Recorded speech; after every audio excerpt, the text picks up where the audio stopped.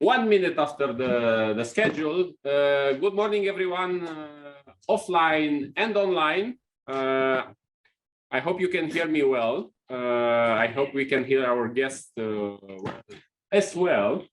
We are live from Cluj-Napoca, Transylvania, Romania, but actually always looking up to the Europe level. And we have a session which is quite ambitious, digital transformation in health.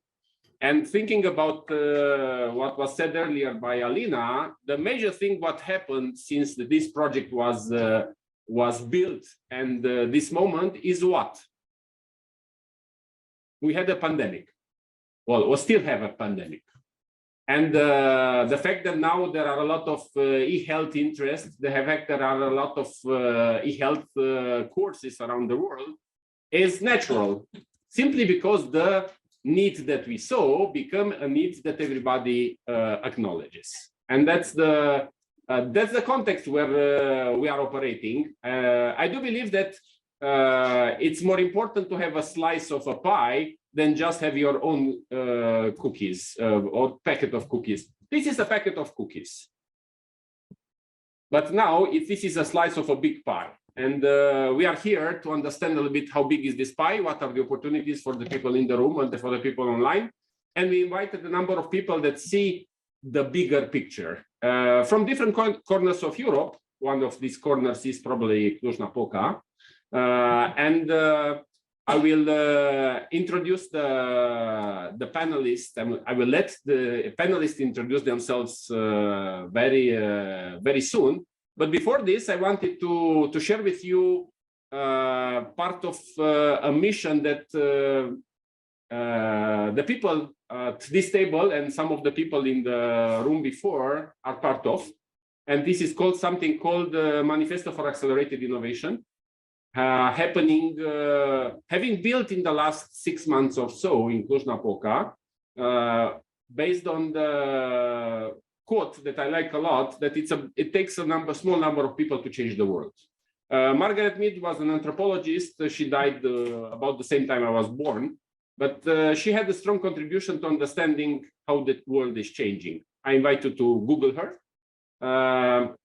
But what is more important is that Cluj-Napoca is willing to move a little bit from the position of spectators to creators. And I believe I was part of this, and Christiana, which is also here at the table, and Răzvan, you can find them on this list of people. We are the people that believe that Cluj-Napoca should be a place to speak the world to and to help the world become a better place in the field of innovation in general, not just e-health. But Connect, I think, is very well affiliated with this mindset. And everybody, let's say, who understands just the glamour of innovation thinks that Cluj-Napoca is a place where innovation is happening. Well, I would say that we are more probably at under 10% of what could be done. And the question is how to put in the place the next 90%. And what is happening? Right, as we speak, this group of people are putting the resources together for you. It's not about us. It's about you, because you need a better takeoff opportunity. It's just probably 1% in the angle that can move things to the next level. And we believe that Cluj-Napoca should be a place where innovators across Europe could come and accelerate their projects and their vision. This is a list of people. You might acknowledge them. You can find them on the site. But what we believe, it's even more important, it's the set of value that we are committing to and holding ourselves accountable for. And these values, you have this on the site. Some of these values are not very easy to handle, like courage. It's easy to say that you have courage, but it's the choices that speak, not just the declarations. Or experimentation, especially in healthcare. Experimentation is a very frightening word. Nobody wants experimentation. Everybody wants results. But the results can only be achieved through experimentation, of course, in a responsible context. And I wanted to share this with you as a proof that we are never happy with the status quo. Some people have a good life in Cluj-Napoca. Some people from outside of Cluj-Napoca are commenting or complaining about Cluj-Napoca, but we do believe that we are just at the beginning of the evolution. And this should be relevant for you, should be relevant for us, and should be relevant for everybody else who wants to commit to this. There is a QR code there, but you can find us. Google will help us find, probably Bing with ChatGPT will help us find us, will help you find us even better. And I wanted to start the session with setting up the aspirations that we have. And we are very happy to communicate this aspiration to the organizations that are now present with us, because everybody that is in the panel here is not alone. It's part of an organization. We have at Fresh Blood a small ecosystem of organizations together with Activize, together with Cluj Startups, together with Transylvania Engine Network. But these are just smaller bits and pieces of a bigger opportunity of development. So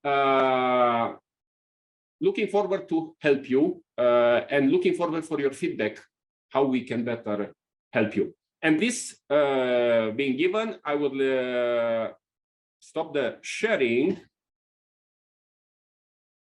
right now. I will hand over back to the hosting, and we can pursue with the session, which is called Digital Transformation in Health. And I was thinking how to go with this. We speak from Cluj-Napoca, but we are looking at the global outlook. And I will invite the speakers to present based on the distance from Cluj-Napoca, because of course, yesterday Andrei Rio has said that Cluj-Napoca is the center of the world. Of course, that was something that he says all the time. But a taxi driver that I came here this morning, he said he took a lot of people from the airport to the Andrei Rio concert. For the people online, Andrei Rio was having not one, not two, but not three, having 5 concerts in Cluj-Napoca, and there were people coming at least from Bucharest to attend Andrei Rio for Cluj-Napoca. So there is a little bit of truth. So I will start to. According to my calculations, the further one from Cluj-Napoca, who is now the center of the world, at least for the Connect project, is Andy Bleeden from ECH Alliance, a close friend of us, and he's speaking from outside of Europe, but very much looking at the European level and being an inspiration for all of us as an organization. And one of the persons that I learned the most about how to help people grow. Andy, please introduce yourself and tell us what is your connection with the digital health innovation, health transformation field. Please. Well, okay. Good morning, and thank you for that welcome. You know, I think there's just a small factual piece first. I live in England, which is still in the heart of Europe, not part of the European Union anymore, but I'm European. And I'm proud to be, and always have been. I work for the European Connected Health Alliance. My background's in psychiatry and working in local government, in economic development and regeneration, and all sorts of funky projects. So I've been involved with the European Commission funded programs for many years. The other thing I'm going to say to you is this: I see Cluj-Napoca, and this is no surprise to those people in the audience who've seen me before. Innovation's baked into Cluj-Napoca, but I set yourself a challenge, not just with this project. Instead of just being the capital of innovation for Romania, I would see that Cluj-Napoca's got an opportunity to be seen as the innovation capital for Europe. As Jons just said, to not just export innovation, but to bring it in and scale it up. Okay.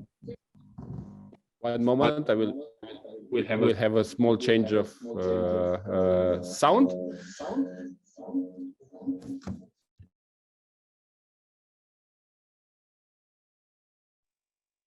Oh, you've got on mute for me, Jan. It's Yeah, I can hear you now. can you hear me? Now we can, yes. So the next one on the distance is a close friend of ours and of mine. It's Valentin Bejan from Copenhagen, which is a place where a lot of healthcare innovation is happening, and we are more than happy to look up what we see there. Valentin, a few words about what you do. Who you are and what you do. Yeah, thanks a lot for the invite. I'll keep it very brief because as everyone that works in innovation can tend to be their own biggest fan and talk a lot about what they do.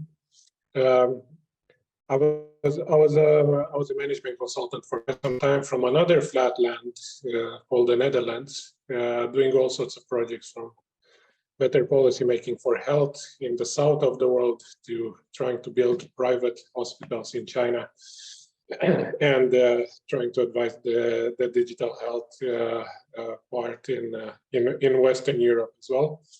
Was the head of innovation for a group of mental health clinics as well, where I started the venture with the purpose of extending the care outside of the walls of the clinics. That was about 10 years ago, when digital health was a bit of a humorous activity when looking at it from from the digital health system, from the healthcare system. And long story short, co-founded the Health Cup Copenhagen with the purpose of accelerating adoption. That means getting solutions to reach people that they're meant to reach. Now, 4.5 years later, it's I think some reasonable results as well. I am stepping out of the daily activities of the Health Cup Copenhagen, and I'm now working closer with a few of the companies that I've invested in as well, and continue the investment side and also the scaling and adoption. Can you hear me? Yes? Yeah. Thank you very much, Valentin. The next one on the list would be according to the geographical distance, but very close in terms of the project, is Elisio Costa from Porto, which is very much like Cluj, but they have more fish and they have better wine. So Elisio, please unmute yourself and tell us what you do and how you are actually contributing to the development of digital transformation in health. Good morning, everybody. Jan, it's a pleasure always to work with you, and has been a pleasure to work during these 3 years in the project with you, with Alina, and so on. It's in fact a pleasure, and we are finishing this project, and I hope we are able to do other projects, other activities together.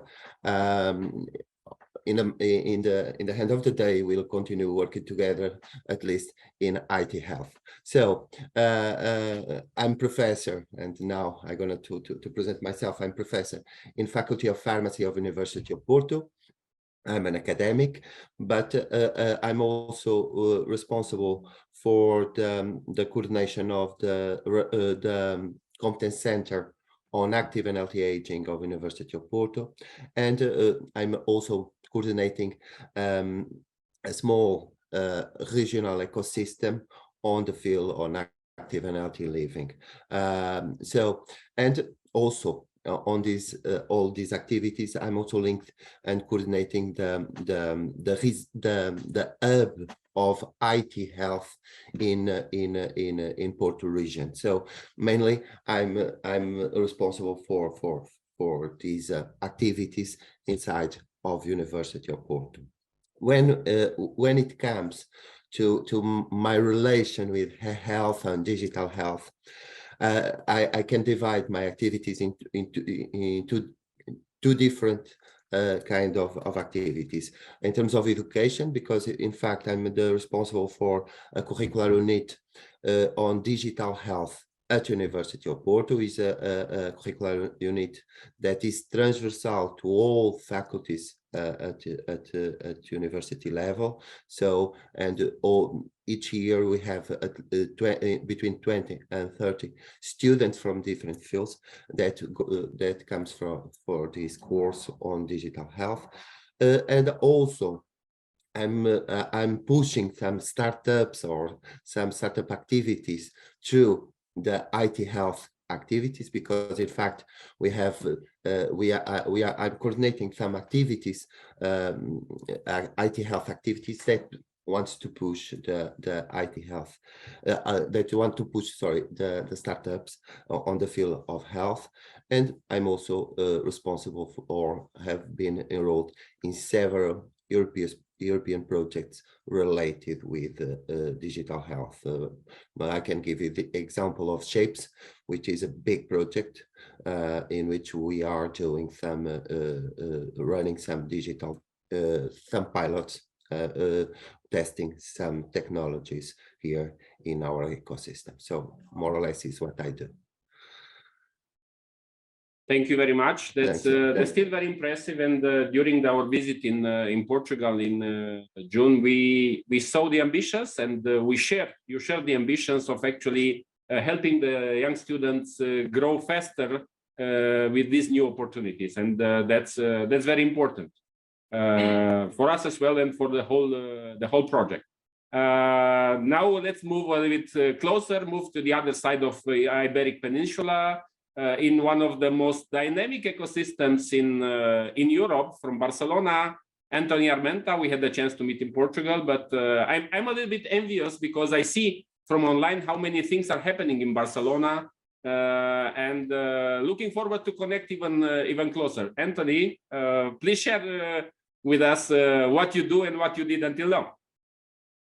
Yeah, so thanks for having me. So yeah, I'm definitely located in Barcelona, but I have to say that I'm originally from California.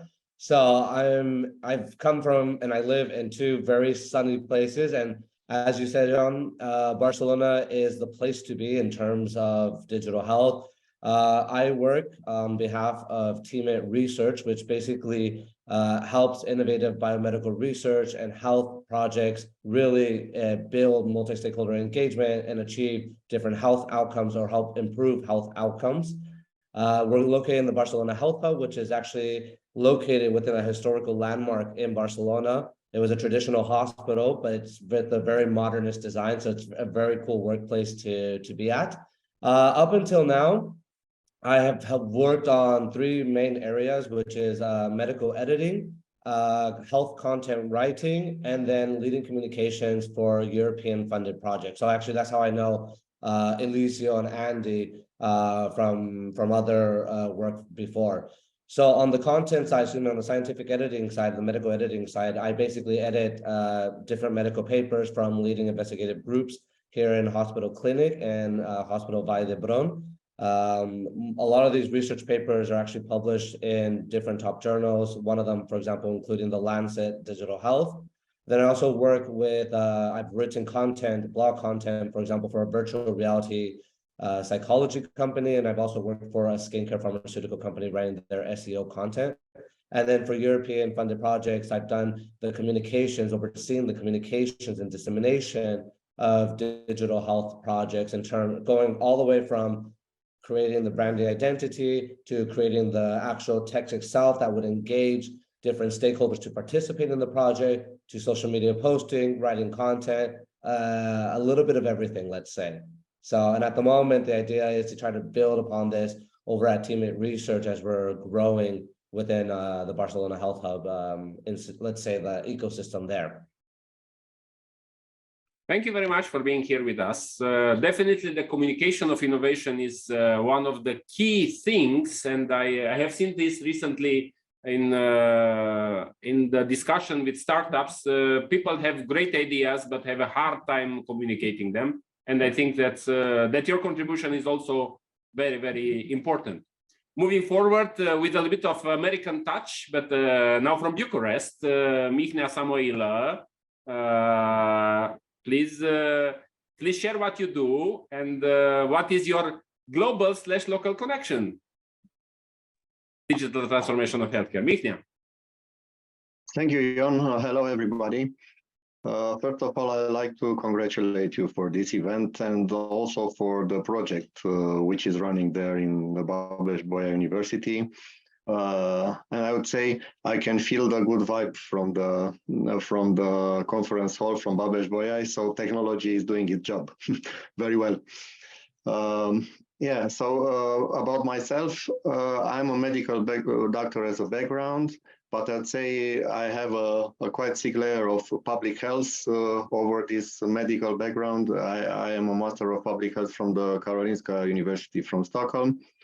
And in the recent time, I would say I am adding another layer in matter of eHealth, which is an area which is very interesting to me. So I used to work for many years in one of the largest corporations in Romania, both in the shoes of the customer, in designing the healthcare benefits for its employees. We are talking about maybe 20,000 people, but also in matter of providing the health services to these employees.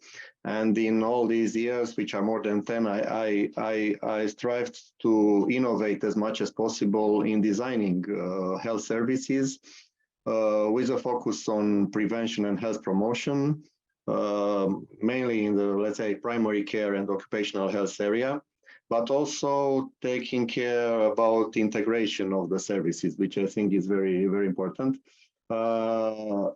I went through the pandemic being also an advisor in this big company for the prevention and response measures for COVID.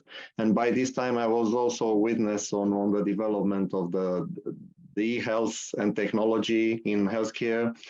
And as I believe there is a lot of potential in this area, and this is the future, then I moved to Teladoc, which is one of the largest virtual care provider in the world. It's an American-based company, but I work very closely with the office in Barcelona, where is the headquarters for the international business of Teladoc.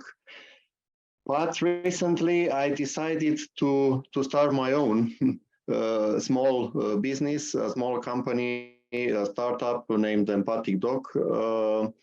Why I think in matter of digital health, you need flexibility to innovate.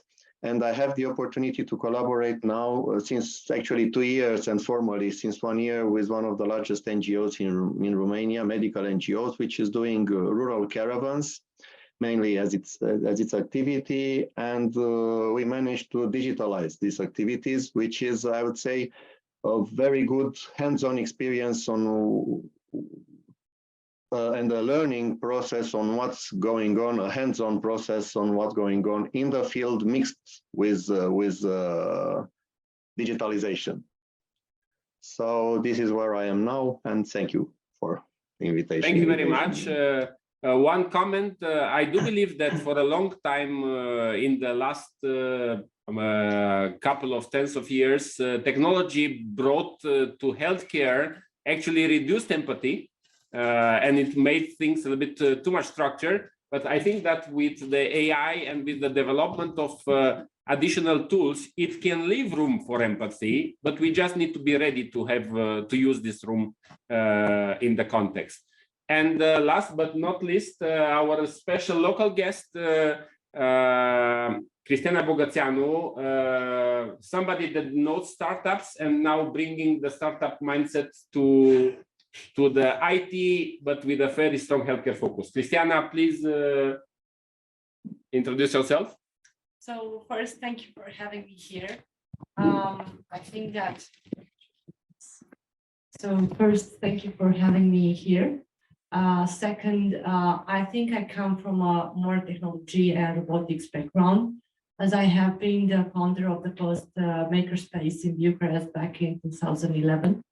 And I've started with hardware and software prototyping back then, including healthcare and life science technology, which I didn't know back then that it's called like this. I've just remembered participating to some hackathons, such as was the period when Yahoo was building hackathons in Romania, and kind of fell in love with hardware and software prototyping. 4 years ago, I decided to involve myself in the first very fast reply to COVID crisis, which was the Viziere.ro project. Was a national project in which we have donated visors to all hospitals in Romania, not only.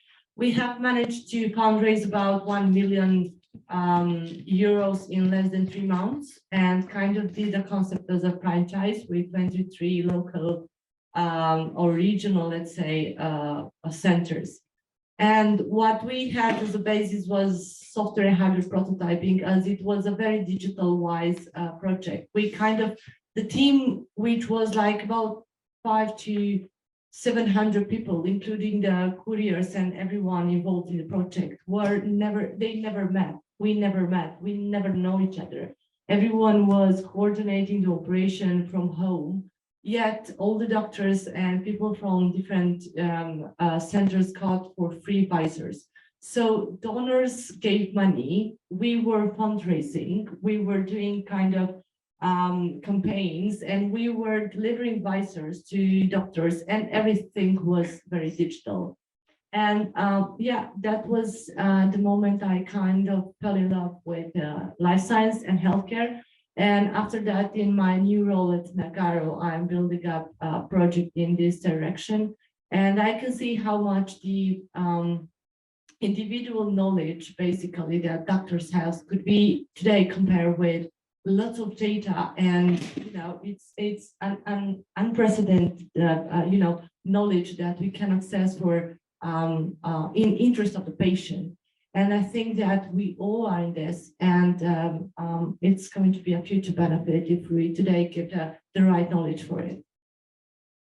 Thank you very much for what you did and what you are still doing. My question, Nagaro has its headquarters where? So we have an organization with no headquarters, actually. That's it. We are there in 33 countries, but our organization is very agile, so we don't have kind of bosses and things like this. How many people in Romania? Hard question, actually. We're in Cluj, Bucharest, Brașov, Timișoara, so Sibiu, and lots of Romanian abroad. 400, 500, I think more than that. So definitely one of the major players in the local ecosystem, and now with a very open, declared focus on healthcare. Yes, and second thing, what I think I can bring to the organization is the focus on startup. I have my own startup, 8. So the rate is 1 out of 10. I still have 2. Improving the odds. Yeah, exactly. Okay, thank you very much for being here with us, and we are very happy to have such a wide audience and such a wide expertise. And because this is done at in an university, and we are here in an amphitheater, which is I think a Greek word coming from all schools. We do believe that this program and this event should be first and foremost for the young generation, for students looking out for opportunities for their careers. And the next question that I'm addressing to everybody in the panel is that maybe if they can pinpoint one situation which surprised them. Okay, I know that you are innovation supporters, and very few people probably surprise you. But if you can share with us one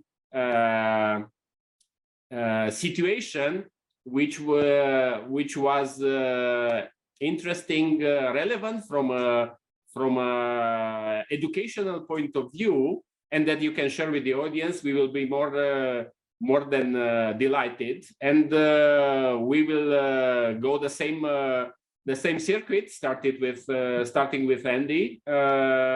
And maybe Andy, please share a situation that you see of relevance for the young generation, both educational and innovational insight. Andy. Okay, so what I find when people ask me about what I find inspirational in digital health is where I see innovators who use their ears, not their mouth. Okay, and innovators who use their ears listen. They listen to what the need is, as opposed to designing a product and then seeing if people will test it. So for any student who's looking to kick off into the world of IT, especially in digital health, I'd advise you to remember you've got 2 ears and 1 mouth, and there's a reason.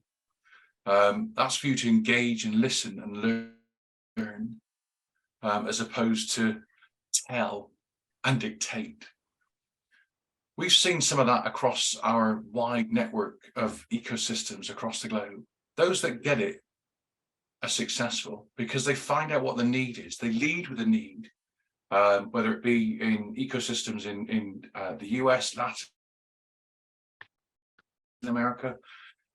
We've got an ecosystem stretching all the way from Argentina to Zimbabwe, back over again to Australia. Those successful businesses understand what their need is, what that itch is that they are trying to scratch. Understanding that makes them much better innovators. It also is a good life lesson, because certainly in the world of work I've been involved, whether it's not, even if it's not in digital health, remember to listen is a vital skill. And I'll give you a practical example. One of our members, we're a member organization, one of our members used the issue they had personally encountered with healthcare, that issue, that itch, to create, they saw a gap in the market, to create a scheduling program that stopped do not attends at hospitals. That was specifically focused on a need, but because it's quite smart, because it's focused on a need, not a product, that's scalable. So that might be for a digital health. It might be for a hospital. It could also be used for an employment office or a doctor's surgery or for an interview or for visiting a probation office if you're involved with the police. Each of those will prevent a different issue happening about do not attend for appointments. So they saw that gap and have created something that's been really successfully rolled out across the States. So remember, 2 ears, 1 mouth. There's a clue. Thank you very much. I would say useful advice, especially in such a buzzword-ridden world that we are living. Everybody's talking about AI. Everybody's talking about blockchain, throwing things around and understanding very little bit about their applicability. And thank you very much, Andy, for the advice. Valentin, you're working a lot with startups and founders, and I have seen some great examples coming from your hub across the world, and maybe you can share an insight coming from Denmark, which is a country very acknowledged for healthcare innovation in general, and now more and more for digital health. Yeah, I will try to do that, and it's great advice from Andy as well. A big trend that we've been seeing in the past year has been focused on the standardization of evidence. Whether it's in the Nordic area or at the European level, there are a lot more serious efforts. There's been talks for quite some time now, but there's been a lot more serious efforts and more understanding around what is and should be required in terms of evidence for digital health and the new solutions that are coming up on the market now. It's an important part of the maturity cycle of the area that we're in. We're now at the point to make a parallel with the panel today.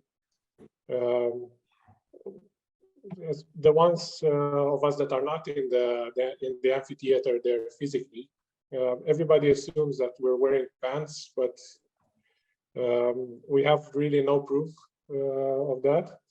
And this is pretty much how digital health is today. There's a lot of many reasonable assumptions about what it does and what is behind the hood, but there is nothing tangible that actually proves it. And my advice to the people, to the good people, the young, okay, I'm not going to say young because I don't want to be ageist, to all the good people that are on the watching now, is to challenge this, to go past the assumptions, ask polite and insightful questions, look deeper into what is it that the solutions that we work with, what is it that they actually do, what is their impact to all stakeholders, and bring that in with them in their practices when they get there, or whatever path for industry they will be able to choose. And if I may, because we're all innovators, and you told us to pick one, but as innovators, we don't like to be told what to do. So I'll have a second, very short one, and that is a surprise to me. Is and the reason why I'm really happy to be here, and the fact that you're doing this is education, medical education is still quite a bit behind the realities of medical practice today. And would very much like to have,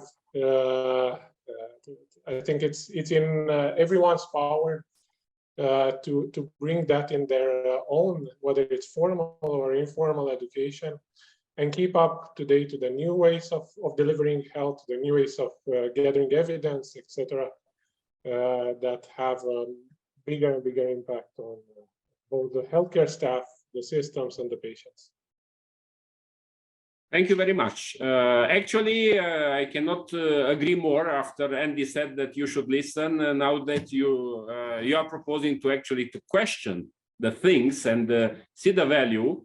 And in order to be able to question, you need to understand what question you should ask. And this is one of the purposes of this project on this curricula, bring you up to the level of understanding what is the topic and how the things are moving. And as Răzvan said, this is already obsolete, but this is a good way to start and to adjust, because textbooks in medicine probably have a lifetime of 5 years in order to be trusted, because that's the way the science is moving. And we are I would say, on the fast track of science and the fast track of healthcare, because people have a hard time accepting that there might be changes that will impact their patients. And I'm just thinking now about the impact that both the social media and the pandemic had on mental health, and we see a wave of impact happening with very little understanding from authorities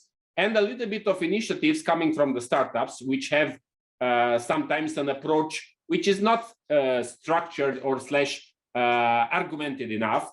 Nevertheless, it is a way to solve part of this problem. So thank you very much, Valentin, for the recommendation. Love the Northern Lights. Never saw them, but it's on the to-do list. I have seen on the other side the sky in Porto. That's a beautiful sky, especially after a glass of Porto wine. So Elisio, what is your perspective of things that are changing and that can tell a story and an insight? Yeah, let me, because you know that for me, what has been a surprise during the last years and on digital health is the growth. Because in fact, before pandemic, we are looking for this area, for digital health area, and we see that they are growing, but in a very slow way. So, and happened a pandemic, and we start seeing that this field is growing in a very, very fast way. So for me, that has been a surprise. Not because in fact, we see in the past so many difficulties to the implementation and to the adoption to these technologies. And in fact, during pandemic, most of these obstacles disappear. And now that we are almost out of this pandemic, we see that this growth has been consistent, okay? And after all of this, we still see the growth of this field. So for me, that has been a surprise, but a good surprise, of course, because in fact, all of you, we see the need of this digital transformation of health and care. And as an academic, I must tell you that I have some actions that surprise me, and I have a big surprise last year with our actions in terms of education. And as I tell you, I'm the responsible for the Competence Center on Active and Healthy Aging of University of Porto, and we are also we have and we implement at University of Porto a lot of entrepreneurship courses, and we have a big history of implementing this type of courses at university level. What we decided last year is to look for this at life cycle level. Don't do these courses only for young people, but starting doing some some courses for more old people. And in fact, when we launched for the first time the course for entrepreneurship courses on health for people more old, what we start and we start application. We have 20 positions on the course, and in fact we have 700 candidates. So this has been my big surprise on it. The interest of the most of the older people, not older, the course was 44 plus in terms of age, but has been we have so many candidates that we have has been very difficult for us to choose the ones that are going to integrate the course. But and I must tell you that most of these people comes with very nice ideas, and most of them, of course, we choose them from the 700, we choose 20, and of course we will be the best, but they come with good ideas, with a lot of enthusiasm for the course. And some of them now are in the program, so IT Health program, because IT Health has programs to push across the innovation cycle, the products, and now they are starting growing in this innovation cycle. So for me, the big surprise was the interest of old people on innovation and entrepreneurship. So, and for me as an academic, has been a big surprise. Thank you very much for the insight. Actually, I would distill the recommendation maybe as a recommendation for the people in the audience, offline, online. Maybe next time you have an idea, you should ask your grandparents if they are interested. Maybe they can be your co-founder in this project. And in healthcare, it's especially during the later age that you encounter the healthcare problems. And now I would say, the generation which is closing retirement have much more digital proficiency. Just I remember how many ladies, I would say,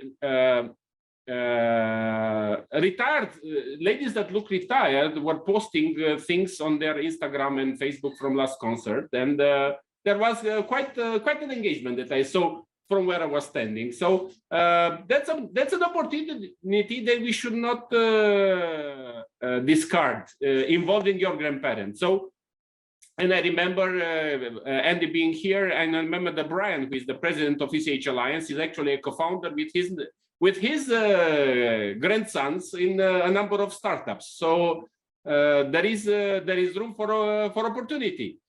Thank you very much. Good insight, good advice. Anthony, what would be your perspective and surprises in terms of communication, especially in the current noise that we are living, which it's crazy how much information we are getting and how much difficulties we have to manage it.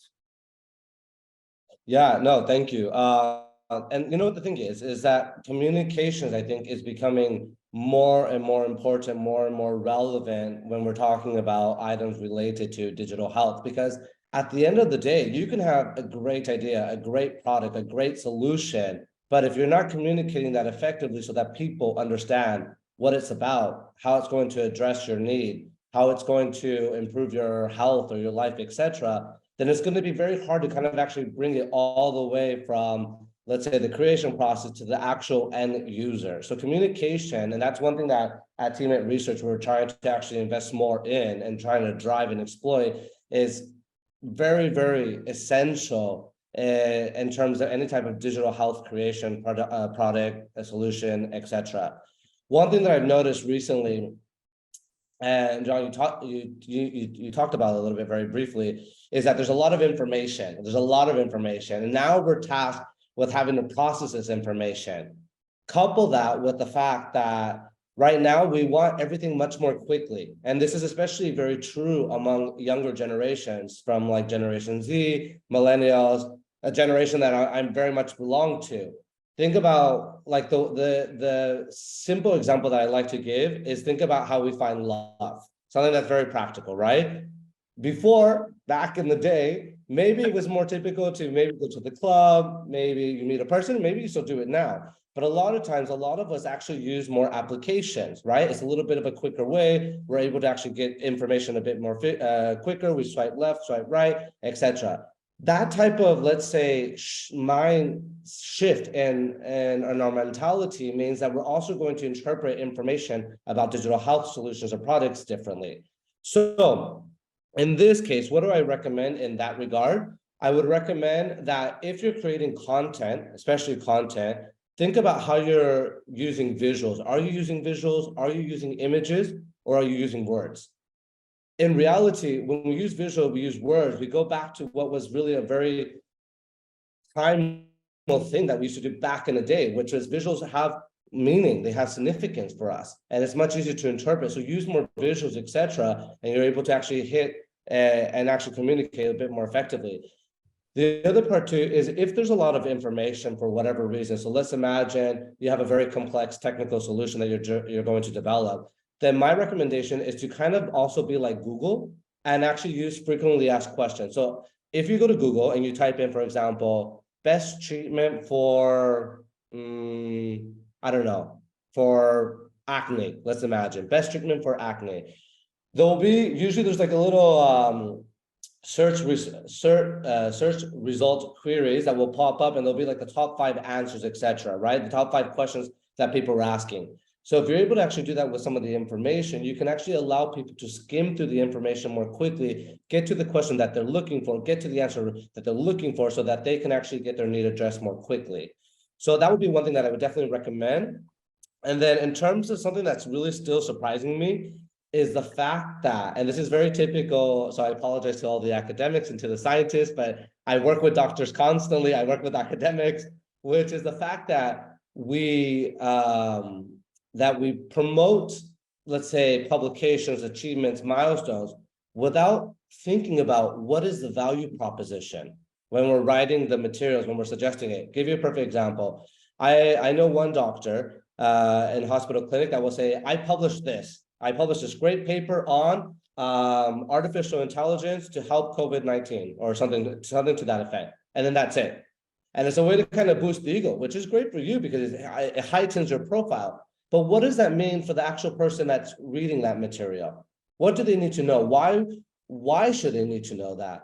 So understanding who your audience is, understanding what they're looking for, understanding what is that value proposition will help them to engage more with you effectively. So if you can take that to account, obviously there's an exercise that you can do, and I'll explain this really quickly as my recommendation. But if you can take that into account, you can be much more effective in your messaging and much more effective in making sure that people uptake any type of result solution that you actually have to provide in terms of digital health.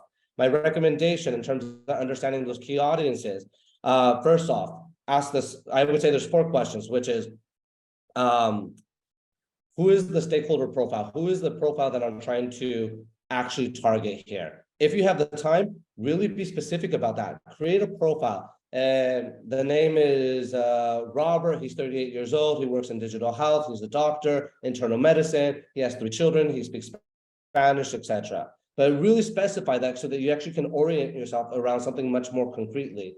The second one would be, what are their barriers? Why would they not want to be interested in this particular aspect? Is it the time? Is it psychological, etc.? The opposite side, the third question, which is, what are their drivers, the motivators to want to be interested in that? Is it going to help them? Is it going to facilitate their work for them, etc.? And then the last part, and I think this is very essential, what do they need to feel? What do they need to feel after they engage with that?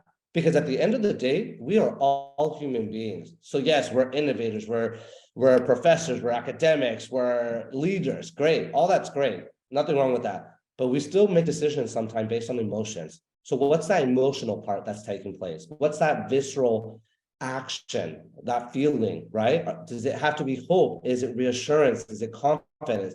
If you can tap into that, if you can really exploit that, you're on the right track.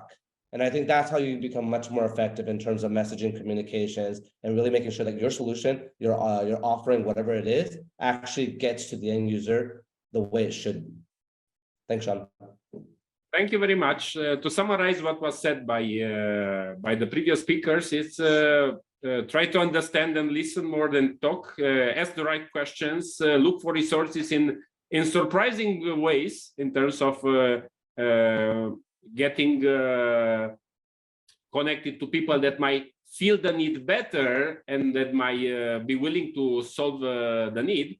And do believe that everything you do, it's a way to communicate. And it might be helpful for you to think about who is going to get your message. And there is message in science, and some of the messages are more visible, and some of the other messages get just lost in the noise. Thank you, everybody, until now. And now coming back on in Romania, Mihnea, what would be your perspective as a person that took care of so many people and implemented so many innovative projects from a business perspective?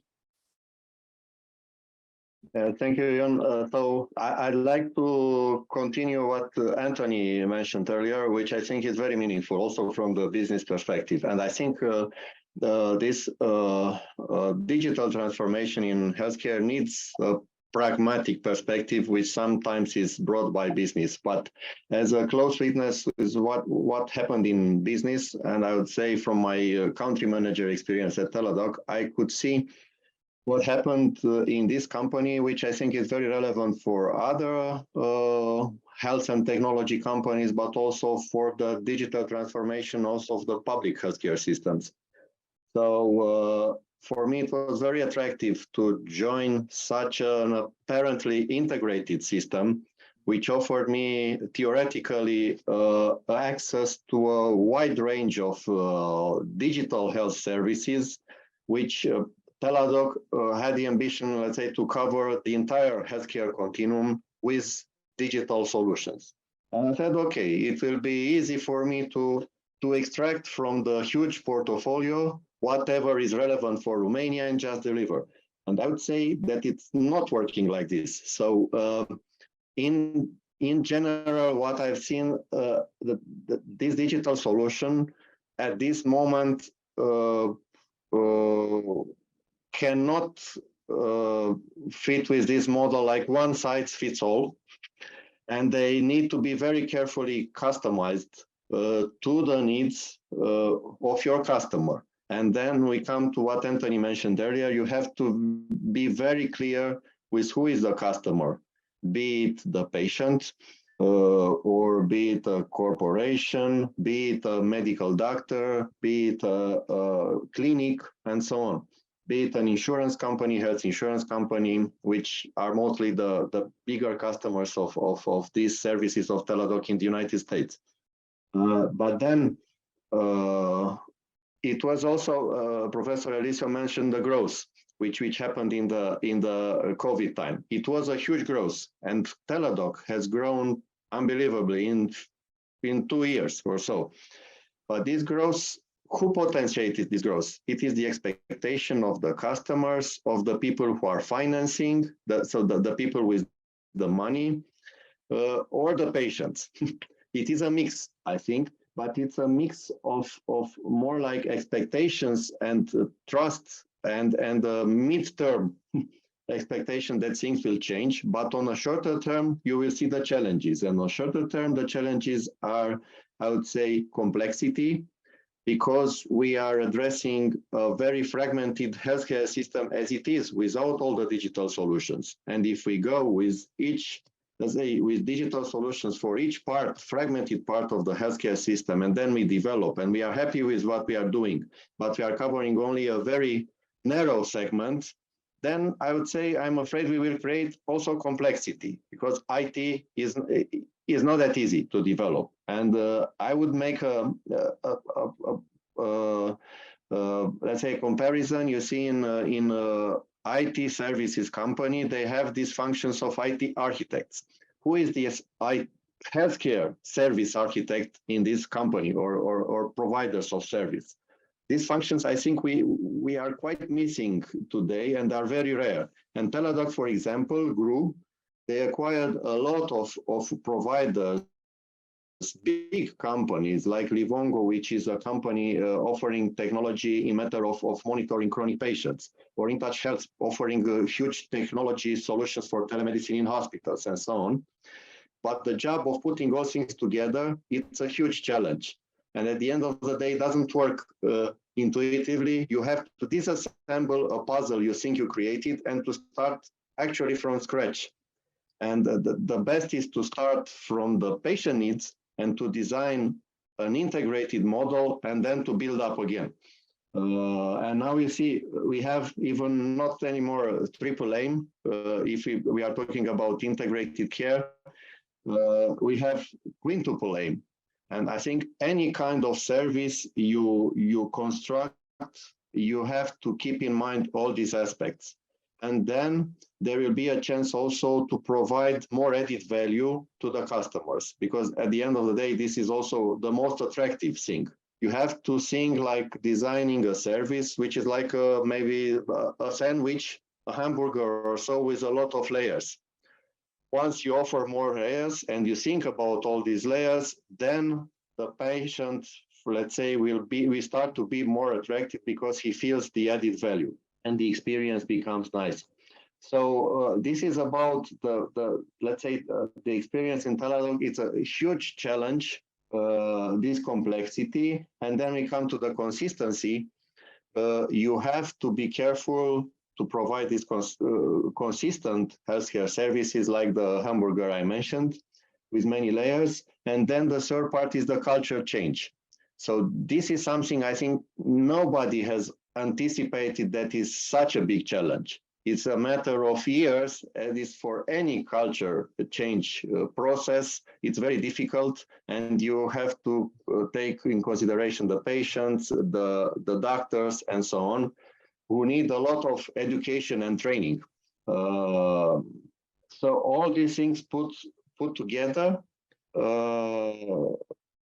show that the growth now comes with a lot of challenges to build traction on this kind of services. And now just a brief comment at the end, an example of something which I witnessed last year. I was in the US in a tour of 6 states and cities, and as a Marshall Memorial Fellow, and I ended up in Mayo Clinic in Phoenix and discussed with the chief of department of neurology, who was chief of a telestroke program.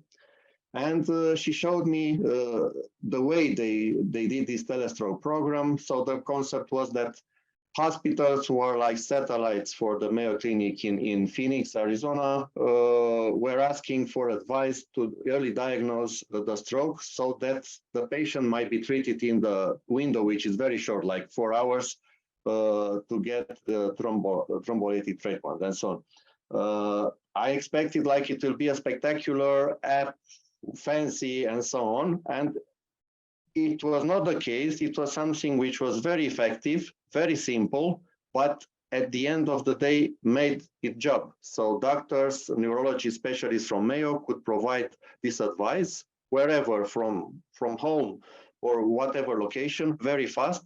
The doctors involved in the program in giving this, let's say, specialist advice remote to the other doctors, and things work very well, without the need to develop and create something very big, which at the end of the day has the risk to self-destroy the app or the digital solution. So this is from my part. Thank you. Thank you very much, Michnia. I like your comparison with the sandwich because you can put a lot of things on a sandwich. It will make a beautiful sandwich, but it will make it a big sandwich. And you know, the size of the mouth stays the same. So you cannot take a bite of the big sandwich, and you will, in many situations, will say, yeah, but I will think about it, or you need somebody to cut it in small pieces. And then it becomes a different kind of problems. And to pass it through the next panelist, I do believe that coordination of care is a big challenge in healthcare. And I do believe that IT companies have this architecture perspective because in healthcare, sometimes the science is moving so fast and the system is not ready to readjust. And maybe that's one of the things that we need to take and to embrace based on the IT company's perspective. And I'm looking forward for Christiana's perspective on how healthcare can actually help, can be helped by the IT companies. Yes, I'm going to speak from a technical perspective, but also from my personal perspective. I think that we are speaking about a collective intelligence, in life science and healthcare that could kind of embracing developing an AI and the future of healthcare, because we want a living, let's say, algorithm that learns how to kind of fast reply to whatever challenges the patient has. For that, we have to understand that there are sensitive data that we would need to first collect and second, have them in cloud. And that means that we should have, of course, legislation and some rules in place that today, unfortunately, went missing. Back to what you were saying related to the core values for multifunctional teams, because basically, I think what everyone is trying to say is that collaboration and communication is a key value in order to develop innovative and amazing product. And for those, I raise up a challenge. I think the next hackathon in health should be combined from teams from robotics, communication, and health all at once, because we all do some specialized kind of university, and back then we go into corporation, as I am for now, and have to look and see how to work with a team of people with different competences. So the IT guy, I'm pretty sure he will not understand the challenges in health. He will only understand the challenges in code. The marketing team will not understand wherever it needs to be, very careful to content sensitivity. And then we have the doctors and the patients, and especially the patients who are not willing yet to give data because they don't know that they're anonymized, or they maybe don't understand the blockchain technology and so on. They're just afraid of where is my data going to spread, who's going to use it, which is very funny, because if you use any other app, you're just giving up a kidney basically when you're setting old cookies, but when it comes to health, you're just having a problem with your data, even though you have previously used a lot of application in which you kind of given away all your data. So this is from a technical, let's say, perspective. So the company I'm working in is developing project for more than 25 years and have been developing project also in, so one of the challenges was to develop for a big client of ours, neural disease platform in which researchers share the data and can get advancing in research. But for this, again, you come back to the patient. Is the patient willing to share the data? How much knowledge does the doctor has in terms of legislation to convince the patient about sharing the data or sharing the data is okay? And coming back to that, I go back to the cross and multifunctional team.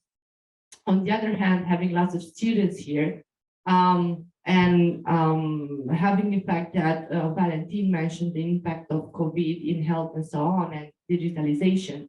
I'm looking also at the youth generation, and I'm looking at kids. Something that I have researched recently is the effect of using the phone on kids aged 2 to 6.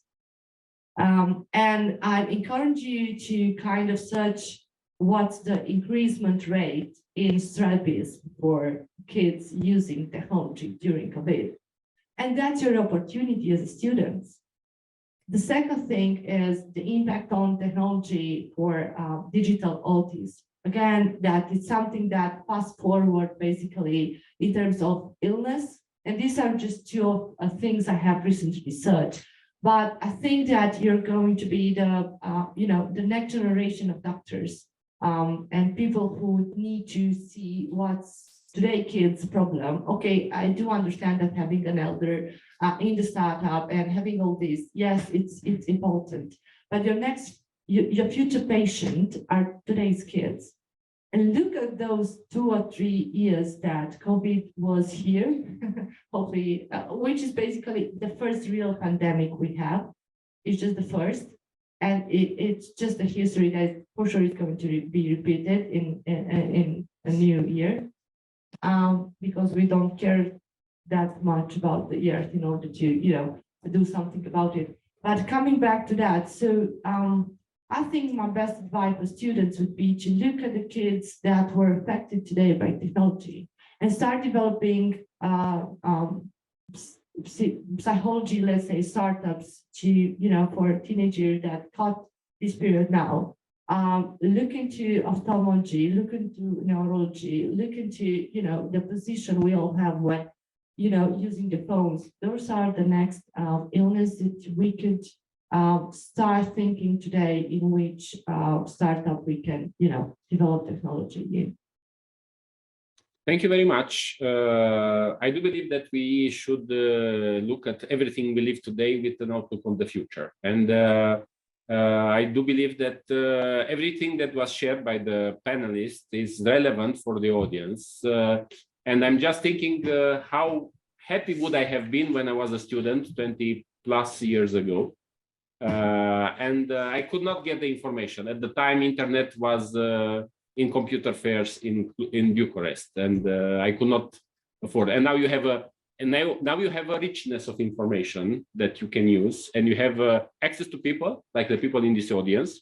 We have another 20 minutes of this session. I'm thinking about taking 5-7 minutes from a final advice from the panelists.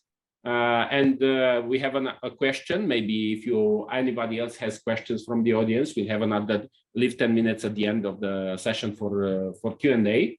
But before this, I have a question for each panelist, a short answer, if possible, a short, max 1 minute, about what would be the advice they would give to their younger selves when they were 20.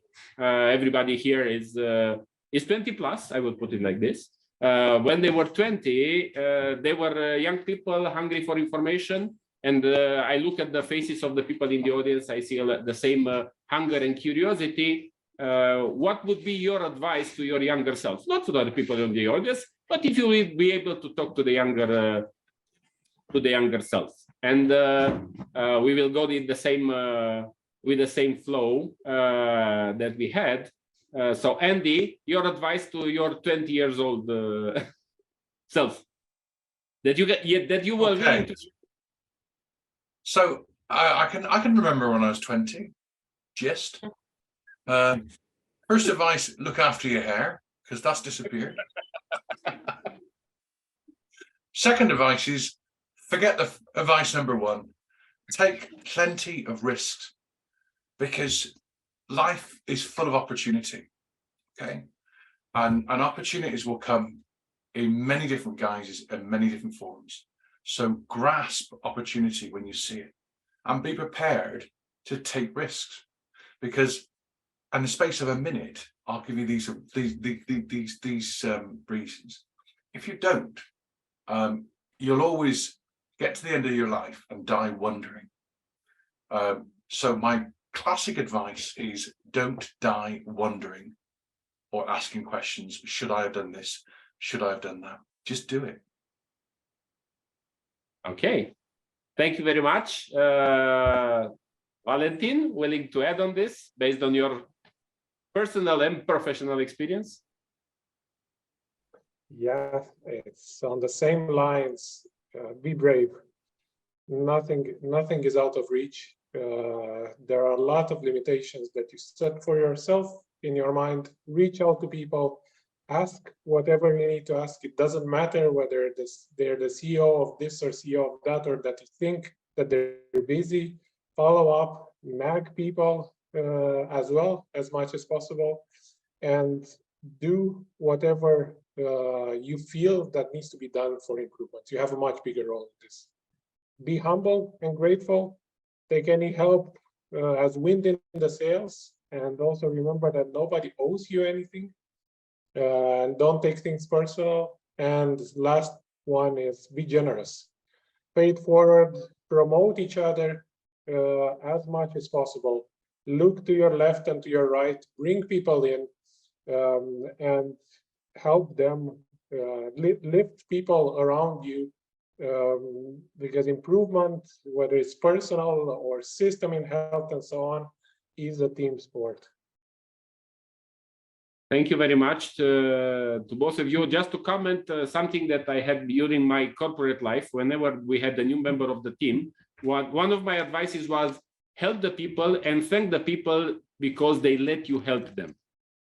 I know it's a little bit counter logic, but it can go a long way in terms of what Valentin said, that paying it forward and looking up about the opportunities that you can take by taking the chances. Elisio. Yeah, I can give the same advices of Andy and Valentin.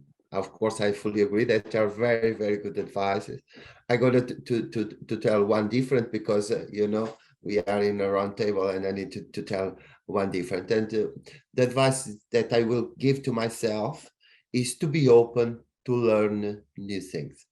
Because in fact, when I remember when I'm 20 years, a long time ago, I couldn't imagine that we will have a ChatGPT, that we will have algorithms, artificial intelligence algorithms for us. And on that time, we can see in a movie, in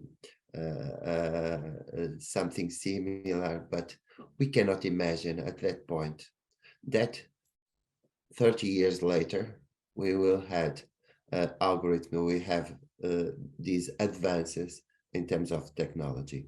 What I advise to young people is to be open, because in fact, we didn't know what kind of technology, what kind of tools we had in 30 years. And to be honest with you, I fully believe that we don't have any idea that it could appear in the next decade. So be open is my advice. Thank you very much. Anthony. Okay, so my advice, this is based upon professional and personal experience, but it's very simple, and I think it's quite relevant, which is rejection has nothing to do with your worth, but everything to do with compatibility. So if a boy or girl, for example, romantically doesn't choose you, if a company doesn't choose you, if an investor doesn't choose you, it doesn't mean that you're worthless. Doesn't mean that you have any worth. It has nothing to do with your worth as a person, as a doctor, as an entrepreneur, etc. It just means that it wasn't meant to be. That it wasn't a compatible fit, and that's all right. Because if you remind yourself that one day there will be that company, there will be that investor, there will be that guy or that girl, you remember that you really were worth it all the time. And that person, that company, whatever, will recognize your potential, recognize your worth, and want to just build upon it. So if you remember that, just now until on, you're good. You're good to go. You're good to go. Thank you very much. Very much connected with what you said before about choosing things aligned with love and with. I'm just thinking about the Tinder for doctors might be a useful direction to explore, or whatever. I don't know. It's maybe it would be easier to do a Tinder for doctors than to do a TripAdvisor for doctors. Might be maybe people will have more trust. And okay, I don't know how empathic this would be, but I will let Mihnea maybe comment on this and share his perspective of advice for his younger self. I would refer to the title of the event today, Connect. So stay connected and work connected. So and even if you have a good idea or great idea, don't keep it only for yourself. Don't believe that it is the best idea. Try to find, let's say, some referral or landmarks across your peers, and this will come only with improvements. And especially in this area of digital transformation in healthcare, I think connectivity is key. Being connected with all other solutions. This will make things work much easier, more effective, and much faster. And of course, you will find yourself even more meaningful. So this is my advice. Thank you very much, and I think that's incredible how much you can achieve if you are using the tools in a good way. Strongly advise to my students and to everybody here: use social media as a superpower to reach out to people that you're interested. And I had amazing results reaching out to people across the world. Of course, keeping in mind that it should be in their interests more than it should be in your interest. And coming physically back to Cluj, Cristiana, your advice For my younger self. for your younger self? Learn how to drink water. So, and why am I saying that is because, drinking water sometimes doesn't let you say the words you were not supposed to say, especially in anger. Thank you. Second, of course, is good for your health because we are in a health panel. And third, I think that looking at the water and considering the water and its purity, I think that there's something we should kind of take away from water and give it back to the community. Okay, thank you very much. Water is life, and we definitely could use more water in our bodies. That's for sure. So we have another 10 minutes of the session. We have one question from online. Maybe there will be more. If anybody in the audience is willing to address a question to director or to general, I have a question to open up, and I'm looking up who is of the panelists will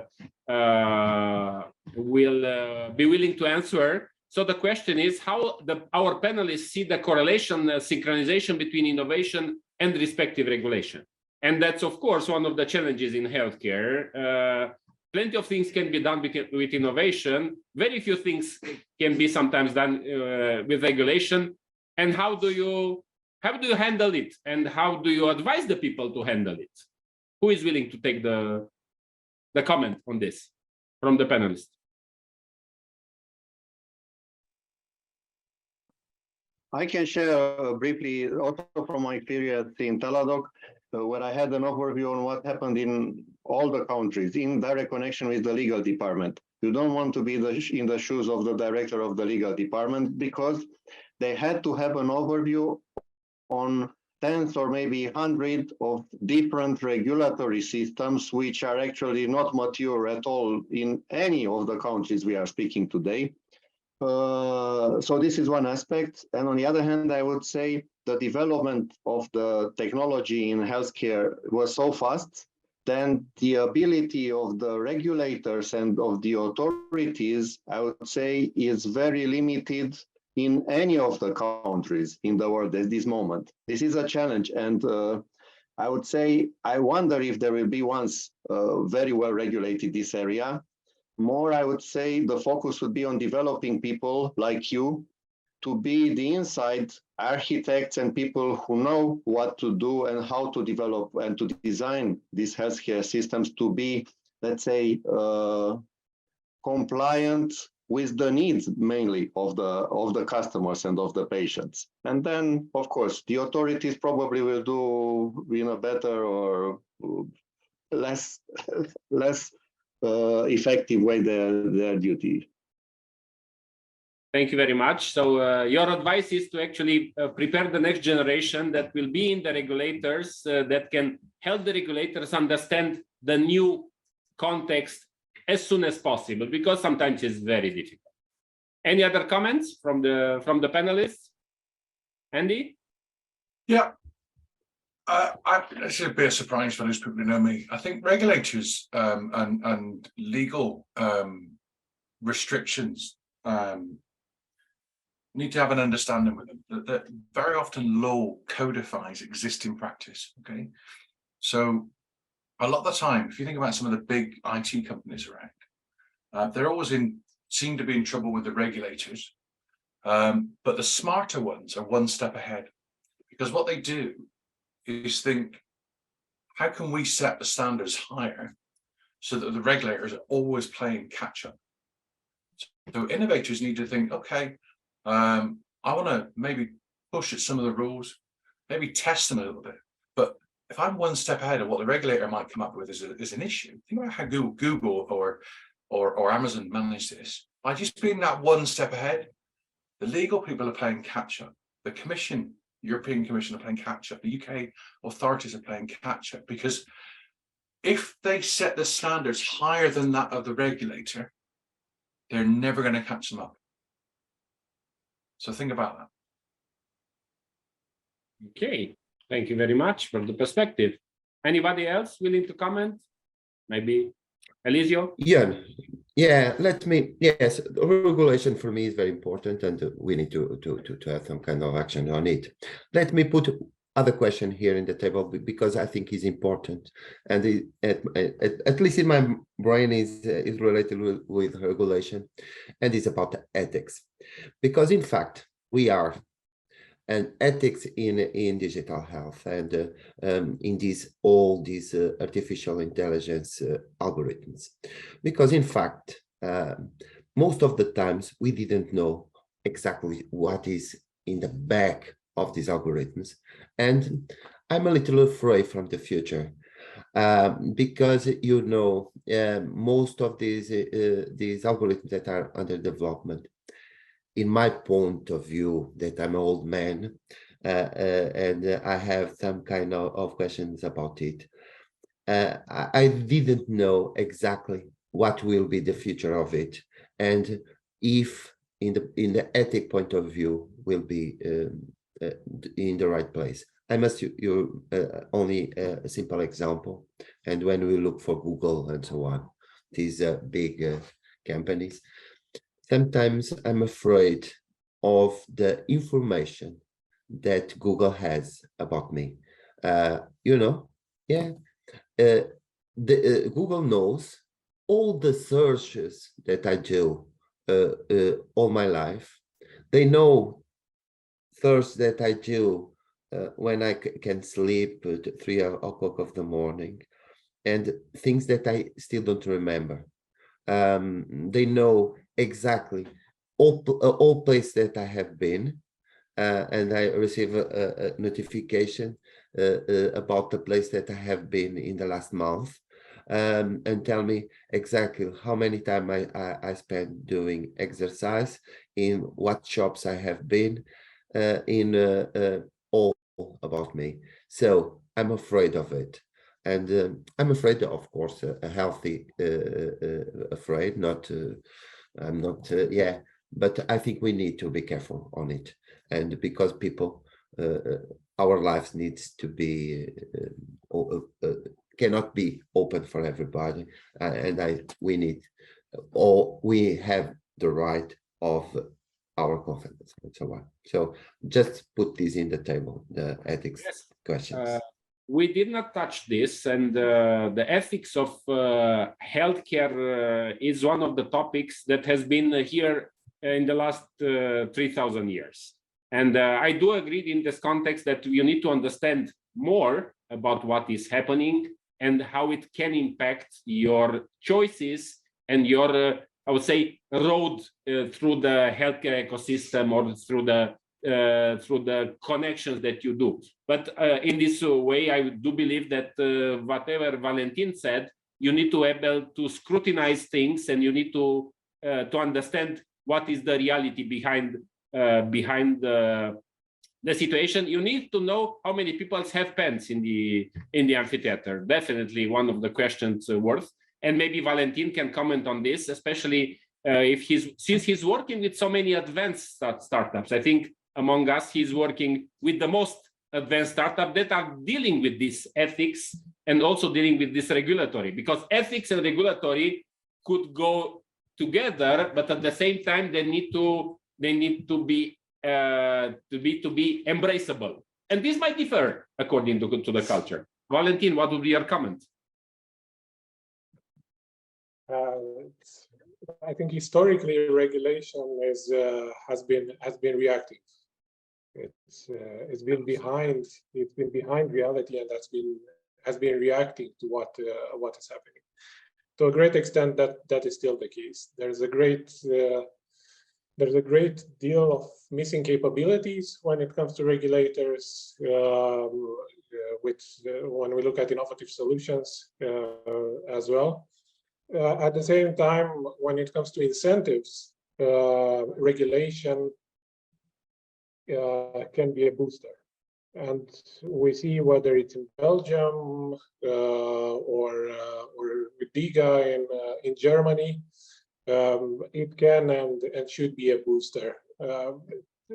You can't really use a thick paintbrush and use it for every area. But one of the advice that we give to startups quite often is follow the spirit of regulation, and that has to do with it. Follow the spirit of the medical professions and why you're doing this.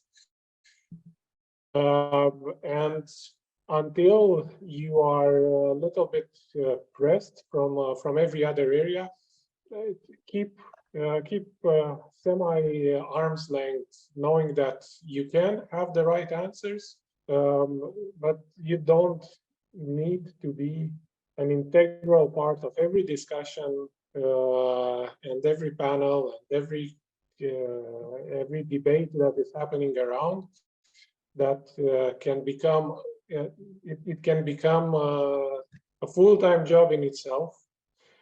But rather give short inputs and do the right thing yourself. And as one of the other panelists mentioned as well, aim to set the standards yourself. Thank you very much. I do believe that that you need to have a closer something customary.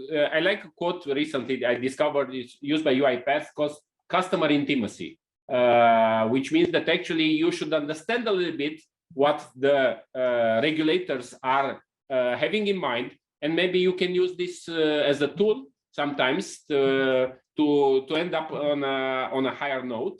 If there are no more questions, thank you very much for the panelists. Thank you very much for taking the time on a Saturday morning. This shows your commitment. This shows your appreciation for this project, and looking forward to to see the great things that each and every one of you is doing, impacting our life. So a round of applause for the panelists for here. And now we have a half an hour break for some refueling, for some hydration, as was said before, and also to think about and discuss among us how do you think that we can use whatever we learned here today. All the best from Cluj.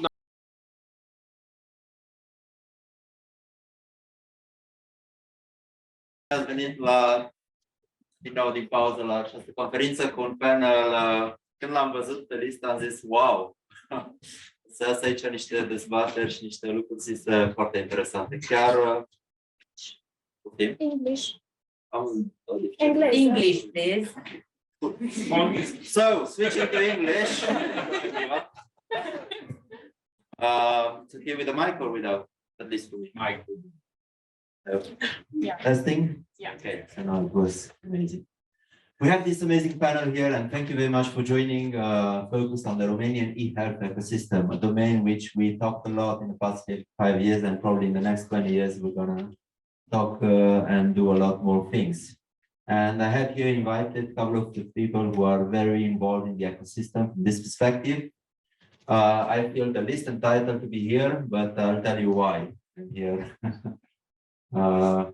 So my involvement in health tech is on the Romanian health tech startups map, which we do Activize and Fresh Blood as organizations together with a couple of sponsors. The point is to show to the Romanian ecosystem and internationally who are the Romanian tech startups and how do they want to influence the eHealth ecosystem in Romania. And we're going to have an event in 13th of March in Bucharest, and there will be a lot of people from Cluj joining there. And on the other side and connected is Advantage, which is the club for healthcare startup founders in Romania. We offer mentoring and advisory, workshops, trainings, and matching with investors and medical doctors. And the few here in the room are also knowledgeable in Advantage and participants. So this is it from my side. And by the way, my name is Mircea, so see you around. And I'm going to pass the words to my guest speakers here. And we have a couple of minutes for them to introduce themselves, their angle of being in this panel and their projects in health. And as well, if you have added a few slides here, just let me know which are the slides and we can go to them so people will see on the back. If not, feel free to be creative verbally. All good? So we just start from here, from Lavinio. I know your slides. Okay, thank you. Thank you, Mircea. Thank you everyone for inviting me. It's a pleasure to be a part of this event. So my name is Lavinio Chiș. Why I'm here? I would give you two reasons. One would be that I have two active investments into health startups here in Cluj-Napoca, and the other one would be the life sciences accelerator that we launched this week under the umbrella of the Regional Development Agency. I currently run the innovation department and investment attraction department in the agency. As I mentioned, this week we launched the accelerator that targets young startups, early stage startups that want to test their ideas and want to have access to mentors and consultants and experts that might help them reach the next level, and why not probably some funding down the road. So these would be the two main reasons that I'm here, and thank you very much again for inviting me. Hello everyone, I'm Zaki. I'm a medical doctor. I'm a psychiatrist actually, and I'm an entrepreneur. This is the panel on the health tech ecosystem, right? I'm one of the representatives of the startups in the ecosystem, so I think that's why I'm here. I also do consulting. I work as Chief Innovation Officer for Iceberg, which is a consulting company. Since I joined, it went from 0 to about 40% in terms of portfolio spread towards healthcare. So I think I contribute to, let's say, the health tech ecosystem in general. My startup is called WakeZ. It is an ecosystem of digital therapeutic solutions that are delivered to users or patients via smartwatches during sleep. And we target mental health and pulmonology, so basically snoring, right? And it's fun how diving deeper into the health tech ecosystem here locally as well as at national level, we actually managed to secure during the last year alone about 400,000 euros in both private and public funding. Are we on the slide? Yeah, so we got 25,000 euros from EIT Digital. We got 75,000 euros from EIT Health, and we like really closely lost 1.5 million euros from them. We went to the finals of a competition called Wildcard. Hi, Philip. And last but not least, we got 220,000 euros from Central Region through a public funding scheme called Proof of Concept. Now, this is the startup. So this is my contribution, let's say, to the ecosystem. And I also want to share my view of the ecosystem. It's, look, listen. So there's this guy having a nutrition startup over there. Dumitru, can you just raise a hand? Okay. So he brought me a box full of Mititei de Someshen, the nutrition health, like the nutritional health startup guy, right? And you know, my friend, the girl organizing the health tech ecosystem conference, was taking a picture of me eating the Mititei de Someshen, while my eye was looking for the, let's say, one of the leaders of the ecosystem, Bianca, as she was parking her car. So this is you know, in my opinion, the health tech ecosystem in a nutshell. It's just a random collaboration. Just, can we go to the next slide? Just random, come on, yeah, random collaboration taking place out of nowhere, pretty much ad hoc, but the main thing is that we collaborate and we build health tech together. Thank you. It was long. Hi, everyone. Very hard to follow this. My name is Alex. I'm the co-CEO and co-founder of Linify. A little bit about us. We are a digital product studio developing mobile and web applications. And for the past 6 years, we've been looking to find efficient ways into building successful products. We've had a chance to work on over 60 plus products, and we've seen plenty of them fail. And we couldn't help but ask ourselves, why is this happening? And that is because there wasn't a real need for them on the market. This is what led us to our own validation process. In short, we work with early stage startups in helping them set a hypothesis and finding an experiment to validate that hypothesis.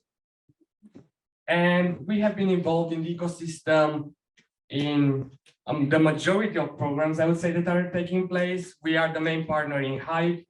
We have been involved in innovation labs for a really, really long time. And another thing that I would like to say is that for quite a significant period of time, we have been involved in the health area, and the health industry has become one of our main focuses.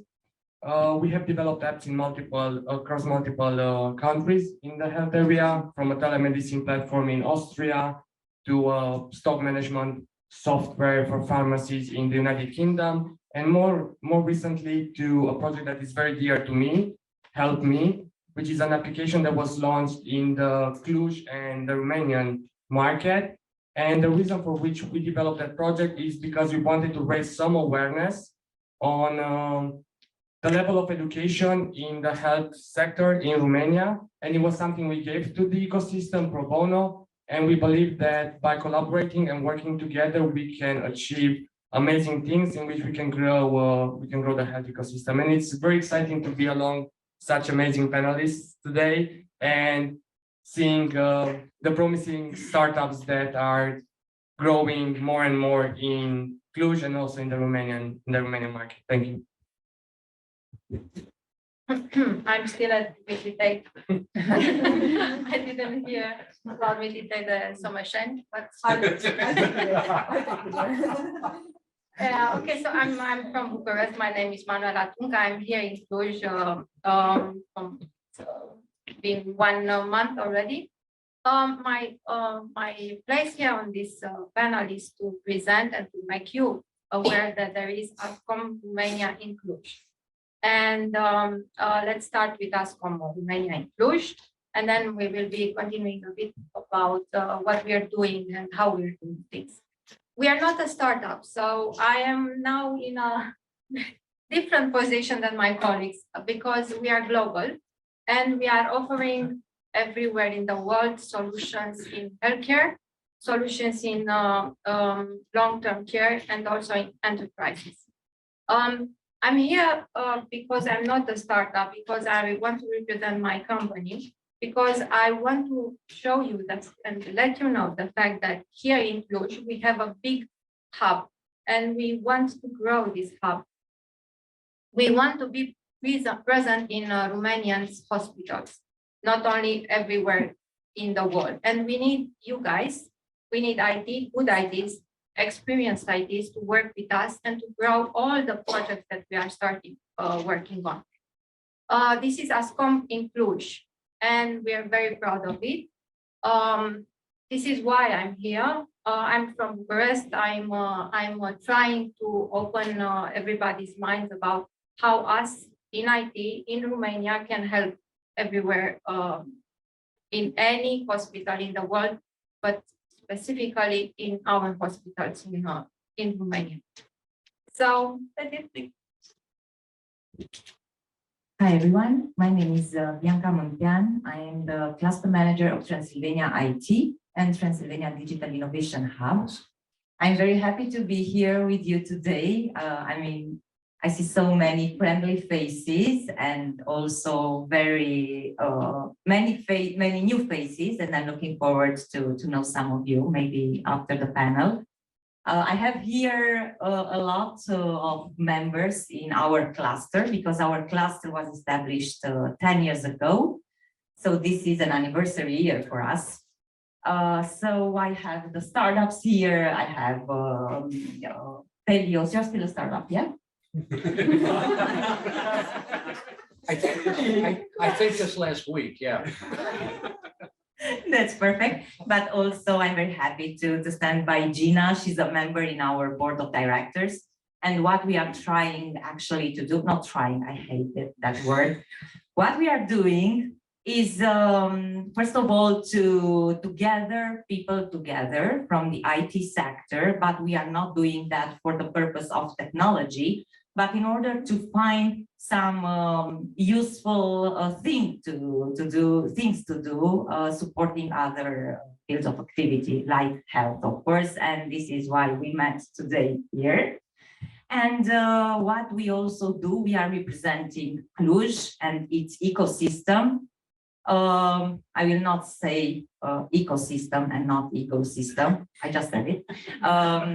We are representing it at the European level and also at the global level. And I'm very happy and proud that in the past years, we are in all the papers, we are having a lot of potential. Maybe in some years we will lose that potential and we will also start delivering strong and great results. And also my colleagues in the cluster companies are calling me a politician, which I'm not, because we are apolitical. So we work with all the parties here in Romania and also abroad.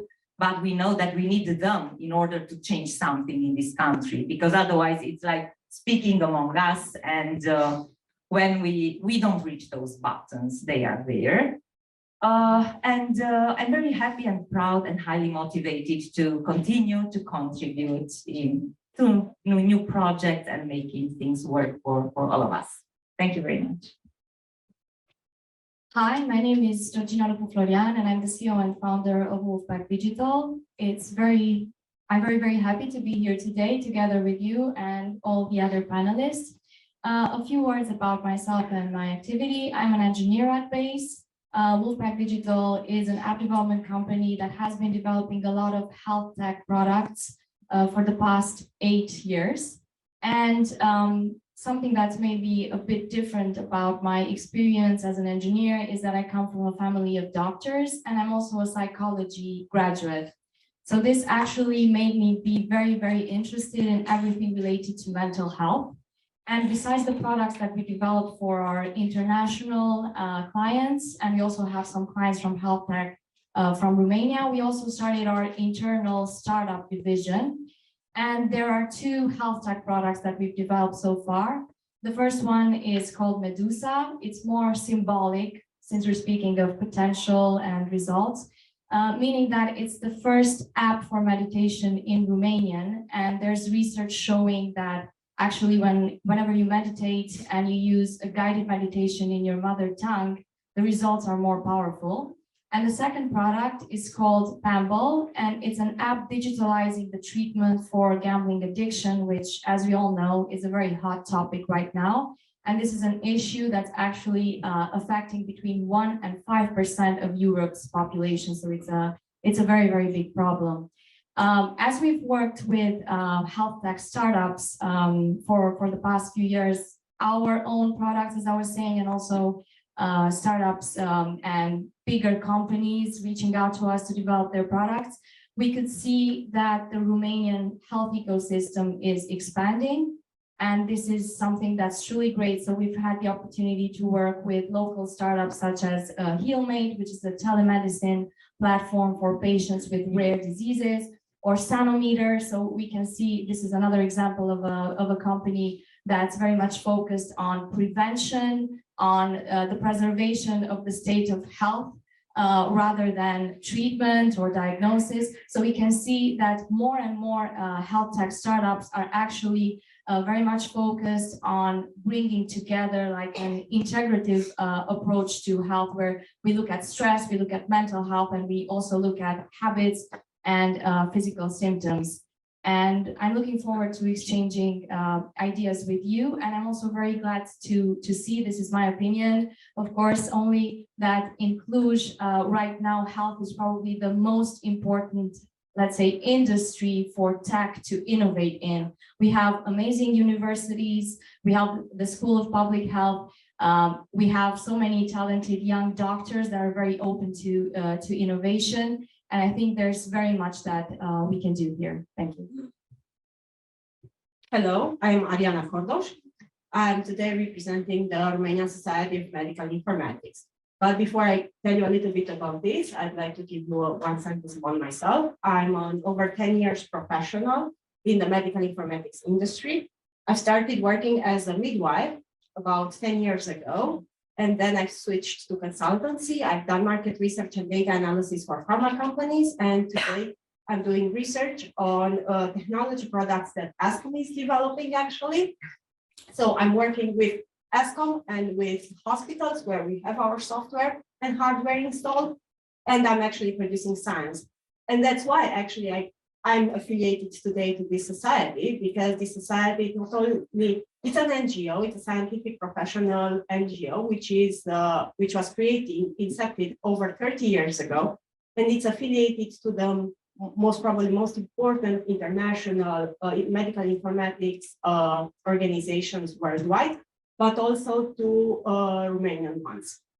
Furthermore, this organization has members, has among its members, engineers, doctors, and other healthcare professionals that help and support young people like myself into creating research, into doing data analytics, and so on and so forth. They are bundled together in 5 clusters or working groups, which aim and target different research activities, focusing on nursing, focusing on healthcare for consumers, in data analytics and in data science, and so on. And not only they work together, but they also publish. They also come together in various conferences and medical informatics and medical society events. This society can be found online. We are there on LinkedIn, on Facebook, and everywhere else. But we also have a gathering every 2 years, and it's an event that is going to happen this year in September in Timișoara, which is actually the place where this organization was founded. Its first members and founding members are from Timișoara, and that's why we are coming together back to the place where it was incepted. And it's still in Transylvania in the north north to west part of the country. So, thank you. Pass the mic to Philip, wrap it up, and then. Oh, you mean I really have to do something? Speak about yourself in First of all, 4 minutes. Challenging, right? Good afternoon, first of all. Apologies for being late, but I think I'm in, I don't know, plus or minus Romanian time. I'm okay. Okay. My name is Philip Cioban. I'm the CEO and co-founder of Telios Care, and I'm also the ambassador for HEART, which is the Health Education and Research Talks from the UMF. Okay, equally important. Everything. What can I say? Okay, I can talk for half an hour. I can talk for half an hour, but I'll keep it down. Thank you. 2 minutes. Bianca, you look nothing like Mr. Bach. So ego ecosystem. Okay, whatever you want to talk about there. Okay, that's great.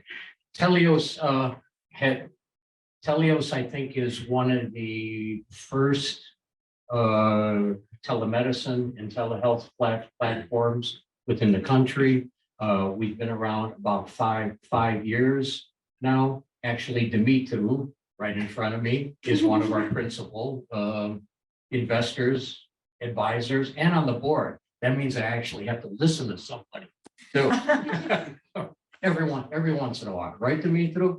Yeah, sure. Okay. We're the #1 telemedicine platform within the country right now. We have 500,000 plus in clients.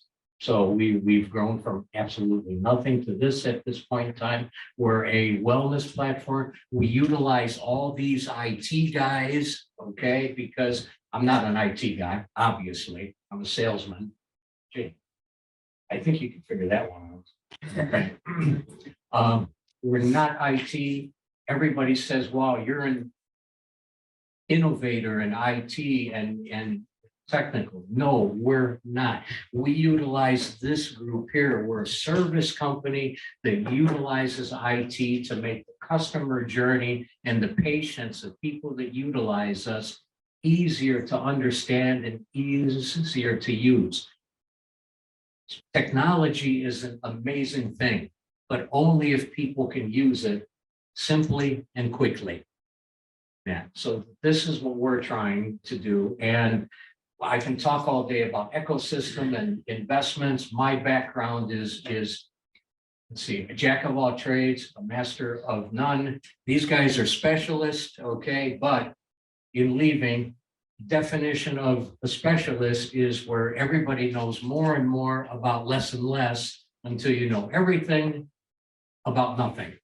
So thanks. Yeah. I was just having a review of the speakers here on the stage and a couple of other people here in the room, and I feel it feels of like 80% of what happens in health tech projects in Cluj related. So I think for you participants, it's an amazing chance to get connected with, I don't know, most of the ecosystem in one shot, one day. And not also adding the previous panel and the one coming up, you're covering almost everything you might want to know. So you might be working in a year or two in like 50 projects of health in Romania. If we do a mapping of all this, I think it's going to be a long book. Yeah.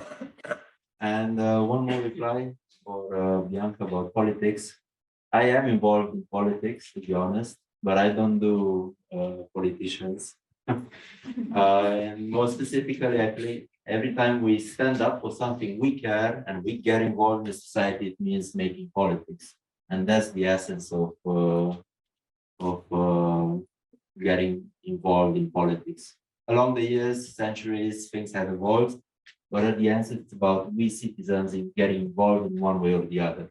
And this is what we're doing through this conference and as well as through all these health tech projects, because we have a lot of things to sort out about health tech in Romania with the use of tech. This being said, let's see what are the challenges in the Romanian eHealth and health tech ecosystem. And I have just a couple of things prepared, and I'm pretty sure this panel will take 3 hours. With all this information, we will try to extract it to 1 hour left from now on. And we can just pass the mic from one to the other, depending on what we want to say. You can just raise your hand, I will spot you and then pass you the mic at the moment of when your turn comes. And now we focus on what are the challenges we see in the ecosystem, the problems, and then we'll move on into the opportunities.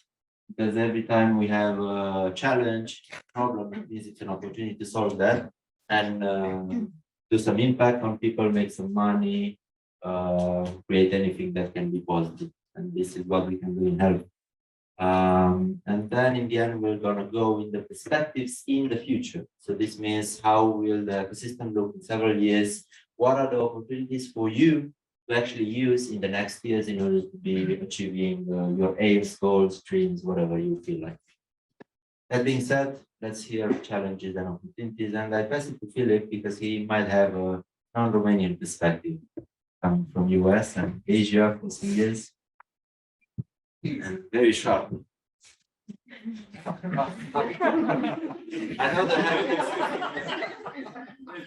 know the healthcare system here is better than in US in terms of access, at least. Okay. Look, one ecosystem. Ecosystem, no, right? No, no. Ecosystem. Okay. No. Ecosystem. Look, I've been here a long time. I came here in 1990, actually. So I've been here longer than you weren't even born yet. Yeah, well, you guys were. Okay. Yeah. Okay. I've seen the system change. I come from an investment banking background where it was. I was doing startups before it was really relatively known. I was doing startups in Hong Kong in 1982. So, and the term startup was invented in 10 years later, in the 2000 or something like that. Yeah, exactly. Okay, exactly. Anyhow, I was out doing pitches, everything way before your times and everything. Romania's ecosystem has really grown quite well. The problems have been, though, it's not taking the risk that it should be taking in order to spur on the entrepreneurs and the people your age groups and your age groups too, okay, to make things really go here. Now, I had a great discussion last night, by the way, okay, and it was trying to figure out ways to harness the brain power that's here and actually get things to work within companies supporting each other, and then the private public sector. I want to give one example, okay, because I have an honor. I sit on the Cleveland Clinic innovation board, okay.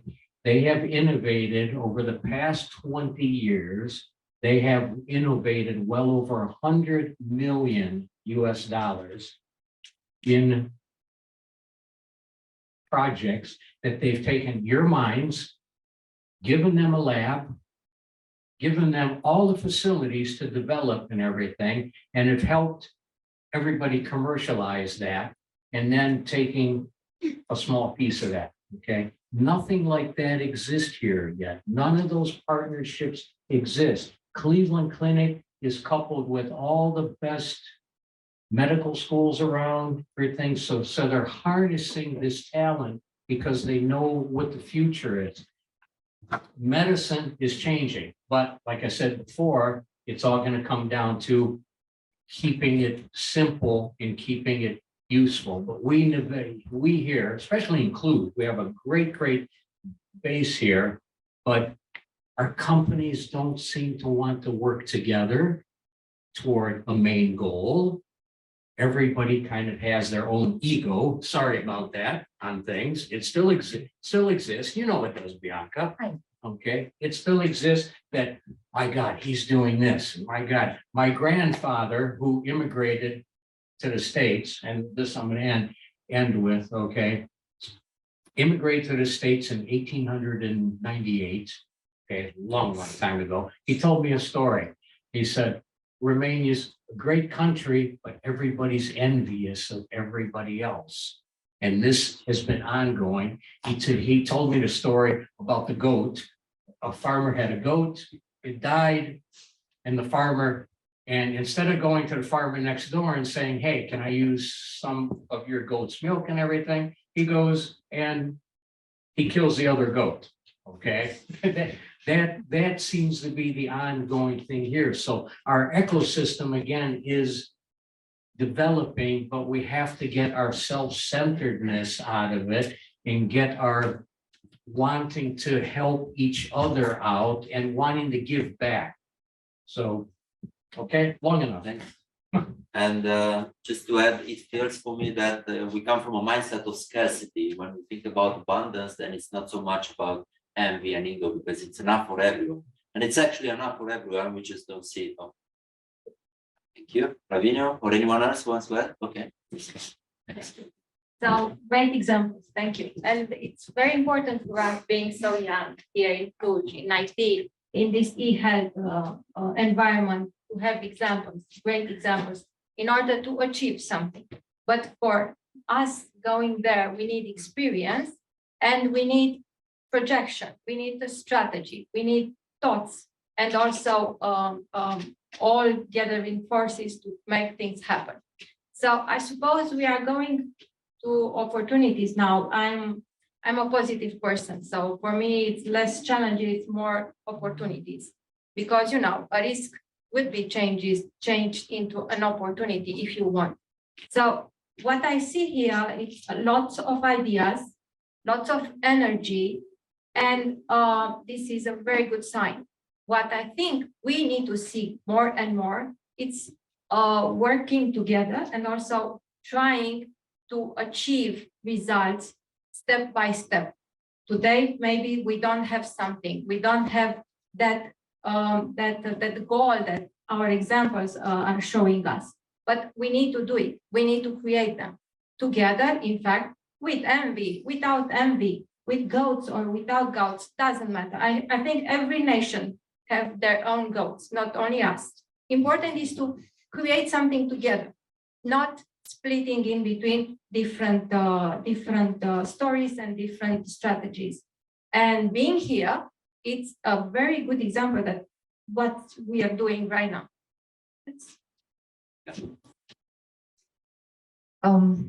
I hear about this topic of working together since I got back from the maternity leave 12 years ago.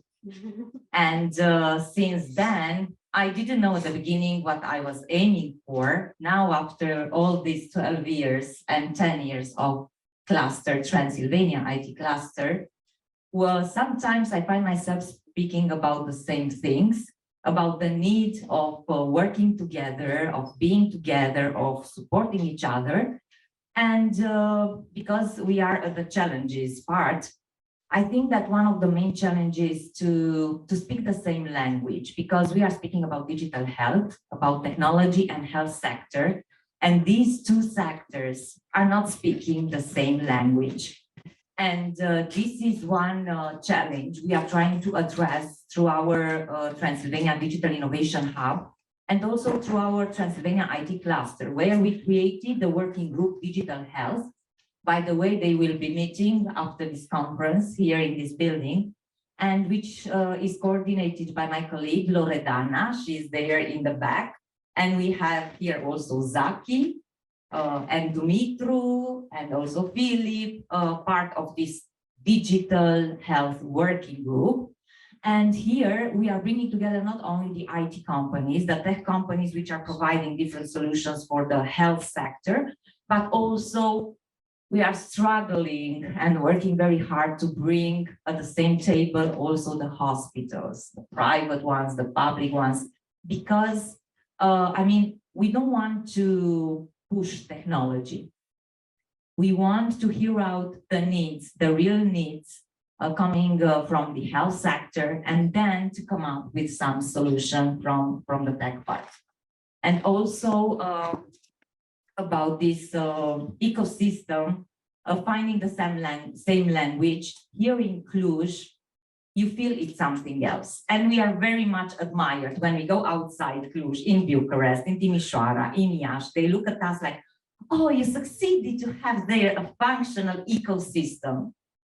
Each one of us who are working day by day in this ecosystem, we know it's not like it seems from outside. I mean, also Răzvan, he knows very well that we still have a lot of struggles and challenges. And even if we mean good, and we are all well-intended, from the public sector, from the university, from the private, from the clusters, because the cluster is fighting to create this ecosystem, we have a lot of struggles, even after 10 or 12 years. And I think it's about having this mirror all the time with us, because we cannot influence how the others behave or act, but we can do something with ourselves in changing our perspective and in trying to contribute more and more and to be more open. And because I don't want to skip this, I also would like to mention in the end, I promise I will stop after that, what I'm also trying and working with my colleagues, with Dumitru, with Zaki, with Gina, with Răzvan, with Ion, to create this opportunity for showcasing. Because what we are talking about here might seem a little bit abstract. I mean, I'm talking a lot, this is an event, it's very nice, we feel very good, I'm very happy to see all of you. But when we speak about showcasing some concrete things to make the others outside our peers to see what we are doing, it's very hard to explain them, lines of codes or software or, I don't know, digital health. And my dream is to create this showroom of technology and to make it open for everyone from 5 years up to 100 years, to bring their robots, humanoid robots, drones, different suits, creating avatars, in order to make this technology and this ecosystem working together visible, also for the non-specialists, also for the normal citizens from 5 to 100 years old. Thank you. Gina. Okay, thank you. So I agree to everything that the other speakers mentioned. It's very much about finding the right mindset to collaborate, but I think already we are on the right path. There are so many programs, accelerators. We have the Fresh Blood community actually bringing together technical people and people from the health sector. I think a pragmatic challenge that exists for eHealth remains the fact that tech skills are very expensive. So whenever we want to implement something, whenever we want to set our own startup, we need people with strong technical expertise. And as we all know, working with developers means that you have to invest quite a lot of money in that. And luckily, because we have several visible examples, successful examples of startups getting funding, it becomes easier to encourage developers, as Philip was also saying, to take risks and leave that comfortable position where you can really get a good salary by doing something comfortable and exchange that for joining an organization that actually has a mission that you can resonate with. And again, making such projects visible is very, very important for that. Yeah, so that's my take on the challenges that we have right now. And yeah, I'm curious on how we can turn this into an opportunity. At the same time, as the economy is probably rolling into a recession and there's a market correction in tech happening right now, we can see that more and more people, not just in Romania, but also in the US, are open to finally leaving some corporate jobs. Not that there's anything wrong with that, but going towards more, let's say, innovative, smaller companies that really want to disrupt things in health and not only in health.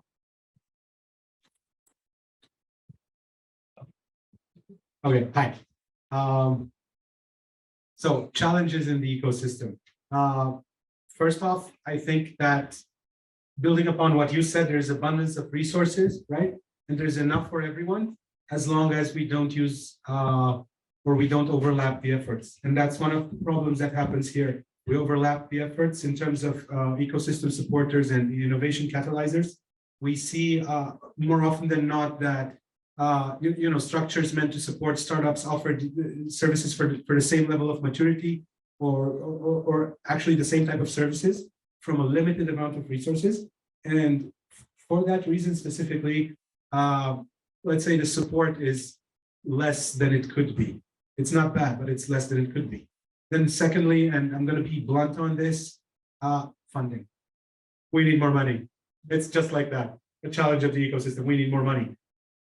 We also need, let's say, innovation uptake, regulation support, which we don't have. So even if we come up with really cool innovations in the healthcare system that are technology driven, there's no real way that the establishment, the state or the insurance system can adopt it, because today there are no rules towards that. And I think, yeah, we kind of need the strategies that you're talking about, but in a way that they're sourced from innovators and not only from decision makers. And last but not least, this is the last thing. I think another problem with the ecosystem is that it's so grateful for its existence that it doesn't behave like an ecosystem. And this, I'm gonna go back to 2018 when I first talked to you. An ecosystem is like a natural environment where there's sharks and then there's semi-sharks.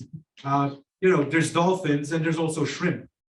And the shrimp loses, it gets eaten, it becomes irrelevant. And I think as an ecosystem, we should somehow accept this, that there is the shrimp, identify the shrimp and let the shrimp go, or ask the shrimp to evolve.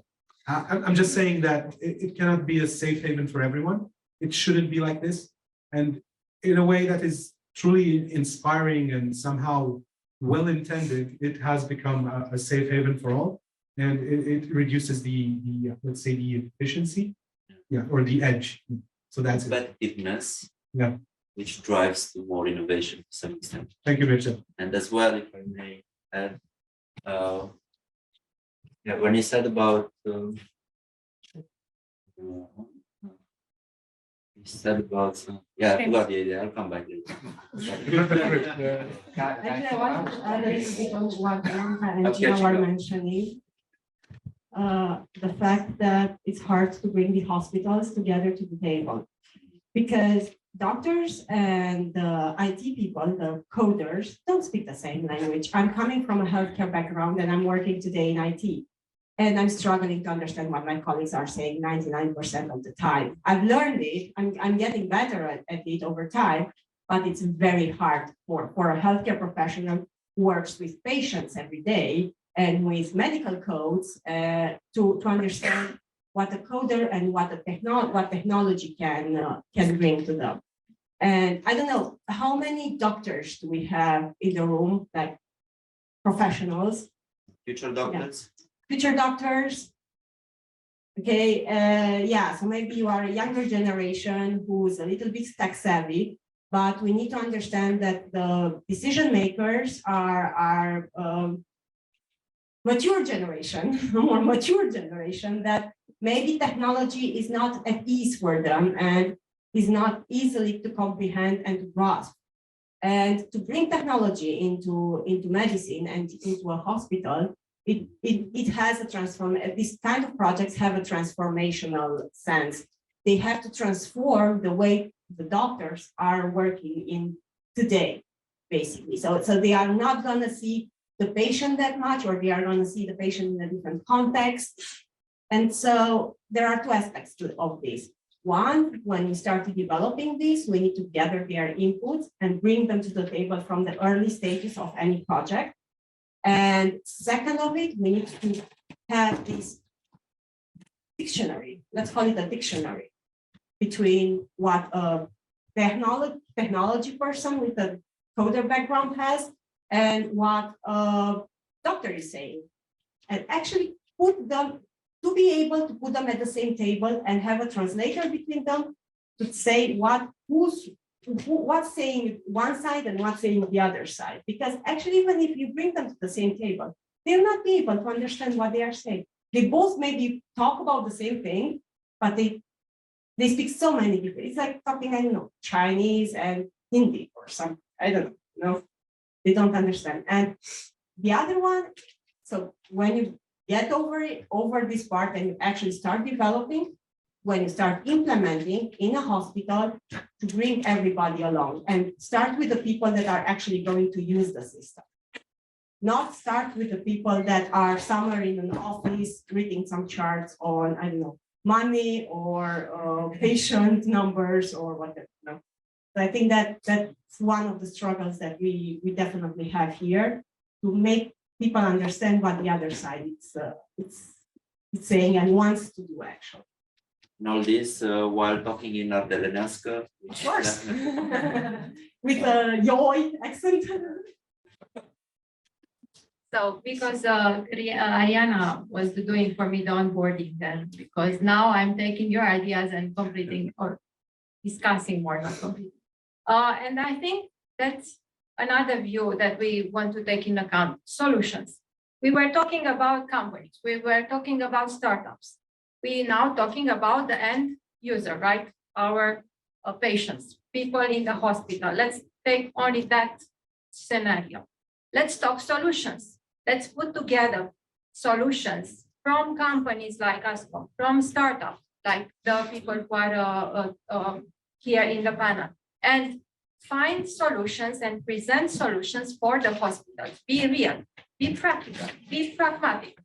Should be another point of view, but it's going to be easier for the end user, our patients, our doctors in the hospital, to understand what we would want to achieve. So let's go together and find a process in a hospital, someone to explain from A to Z how a process in a hospital for a doctor would be going, and then create solutions for them together, and then present it, and then make more awareness. And well, that's a start.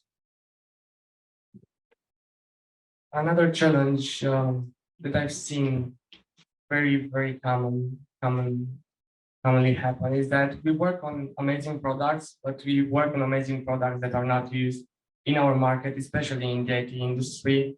And that is because it is always easier to work with countries that have more resources, and we do that as well. We work mainly in the US and in Germany, but I believe that there is a paradigm shift in trying to, what all my colleagues said, work more together in pooling resources, collaborating, and moving from that shift of made inclusion to innovative inclusion. I'm saying something that Bob said as well, but I do truly believe in that, because we have a lot of potential, and it starts from that small mindset shift in which we stop thinking about providing and just working and providing services into building products. And that's the product mindset. And the product mindset is something that every person in any team, in any company can have. You don't need to be an entrepreneur. You can be an intrapreneur. And it means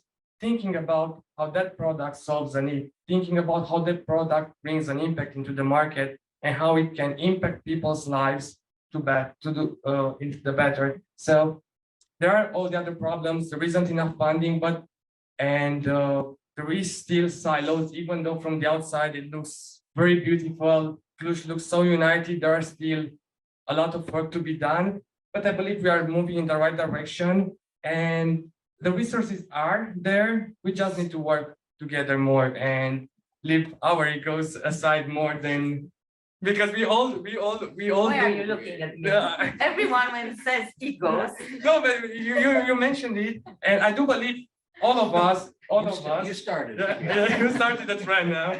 All of us have our egos, and we all should leave them aside a tiny bit more sometimes. Yeah. I just remember one thing. So in the beginning, you said one of the challenges that we have is people with experience, right? Yeah. Yeah. So I just beg to differ on this.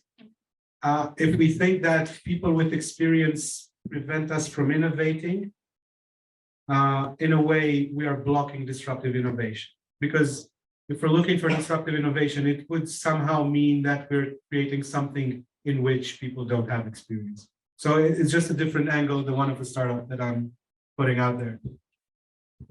So one last thing maybe that I would like to add. So I completely agree with what everyone here in the panel said. I would like to add a new nuance and taking consideration risk. So I don't see key players, key high players from different type of institutions that are really open to assuming different type of risks, of course, assume and controlled risks. And when I'm saying risk is I'm referring to adopting a new technology or giving chance to new startups to breed, to evolve, to develop, to finance. And I think that risk is one part of the issue that we have here in our ecosystem. And I think that if our beacons of knowledge and power that we are well aware who they are, would be more open to risk taking and not so adverse, I think we would see much more progress than we are currently seeing. So I only have a couple more things also, and I'll keep it very short. Look, Zaki, you brought up a great point. Okay, the money part of things here. Okay, there's money for startups available. There's small amounts available. If you need 40K, 50K, 100K, let's say, it's here. It can be gotten. But when you reach the mid stage or above, that's where things really, really fall apart on our end here, everything. So for that, we're lacking the mid stage and advanced stage of funds. Small stage, it's here. It can be done. You can access. He can access this. He knows how. He's the expert on this stuff. Okay, see, I put you on the line. yeah, thank you. By the way, what's my commission? No. Never mind. Okay, number two, we're talking about supporting each other. Okay, two things with that, maybe more than two. All right.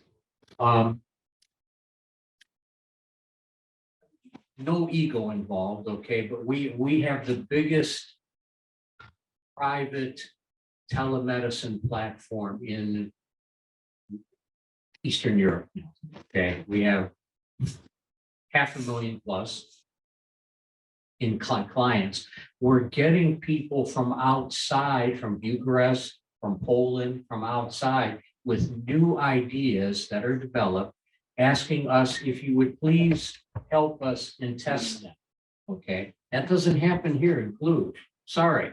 Okay, we aren't, and again, it's not that there's no ego involved. We're number one. We're the best known at this point. That can all change tomorrow, okay? I'm the boss today, but I could be gone tomorrow, right, Dimitri? Yeah, okay. But, and the reason, and you too, by the way. Okay, okay. I know, okay. And the reason I'm pointing out Dimitri, okay, Dimitri has a platform, Wello, which was one of the initial nutrition platforms developed in the country. Okay, it's the most innovative one. It's the most user-friendly one. I have to give you a pitch too on this, okay? All right, we are partnered up. We're working together he's helping us on our platform and we're helping them in theirs, okay? I think that's probably one of the first in Cluj occurring. Would it happen if you were not on your board? It would have happened, yes, because I've known him and Svet for how many years now? Okay, when did you get the big grant? Your first grant? What year? 7 years. Okay, I've known you at least then. Okay, I was at that.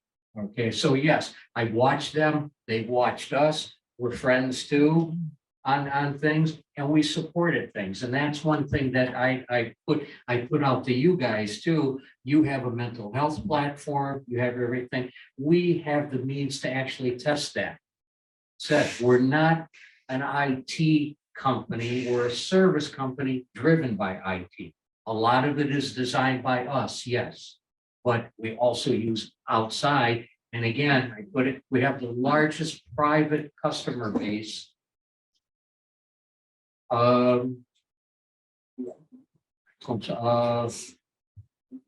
within the country at this point in time. So these are the things that we can utilize. And being from the West, and look, having lived, I'm from America, obviously, but living in Hong Kong and Singapore, Mumbai, all the other crazy things I've done, everything, okay? I've seen people work together, and that's how communities grow.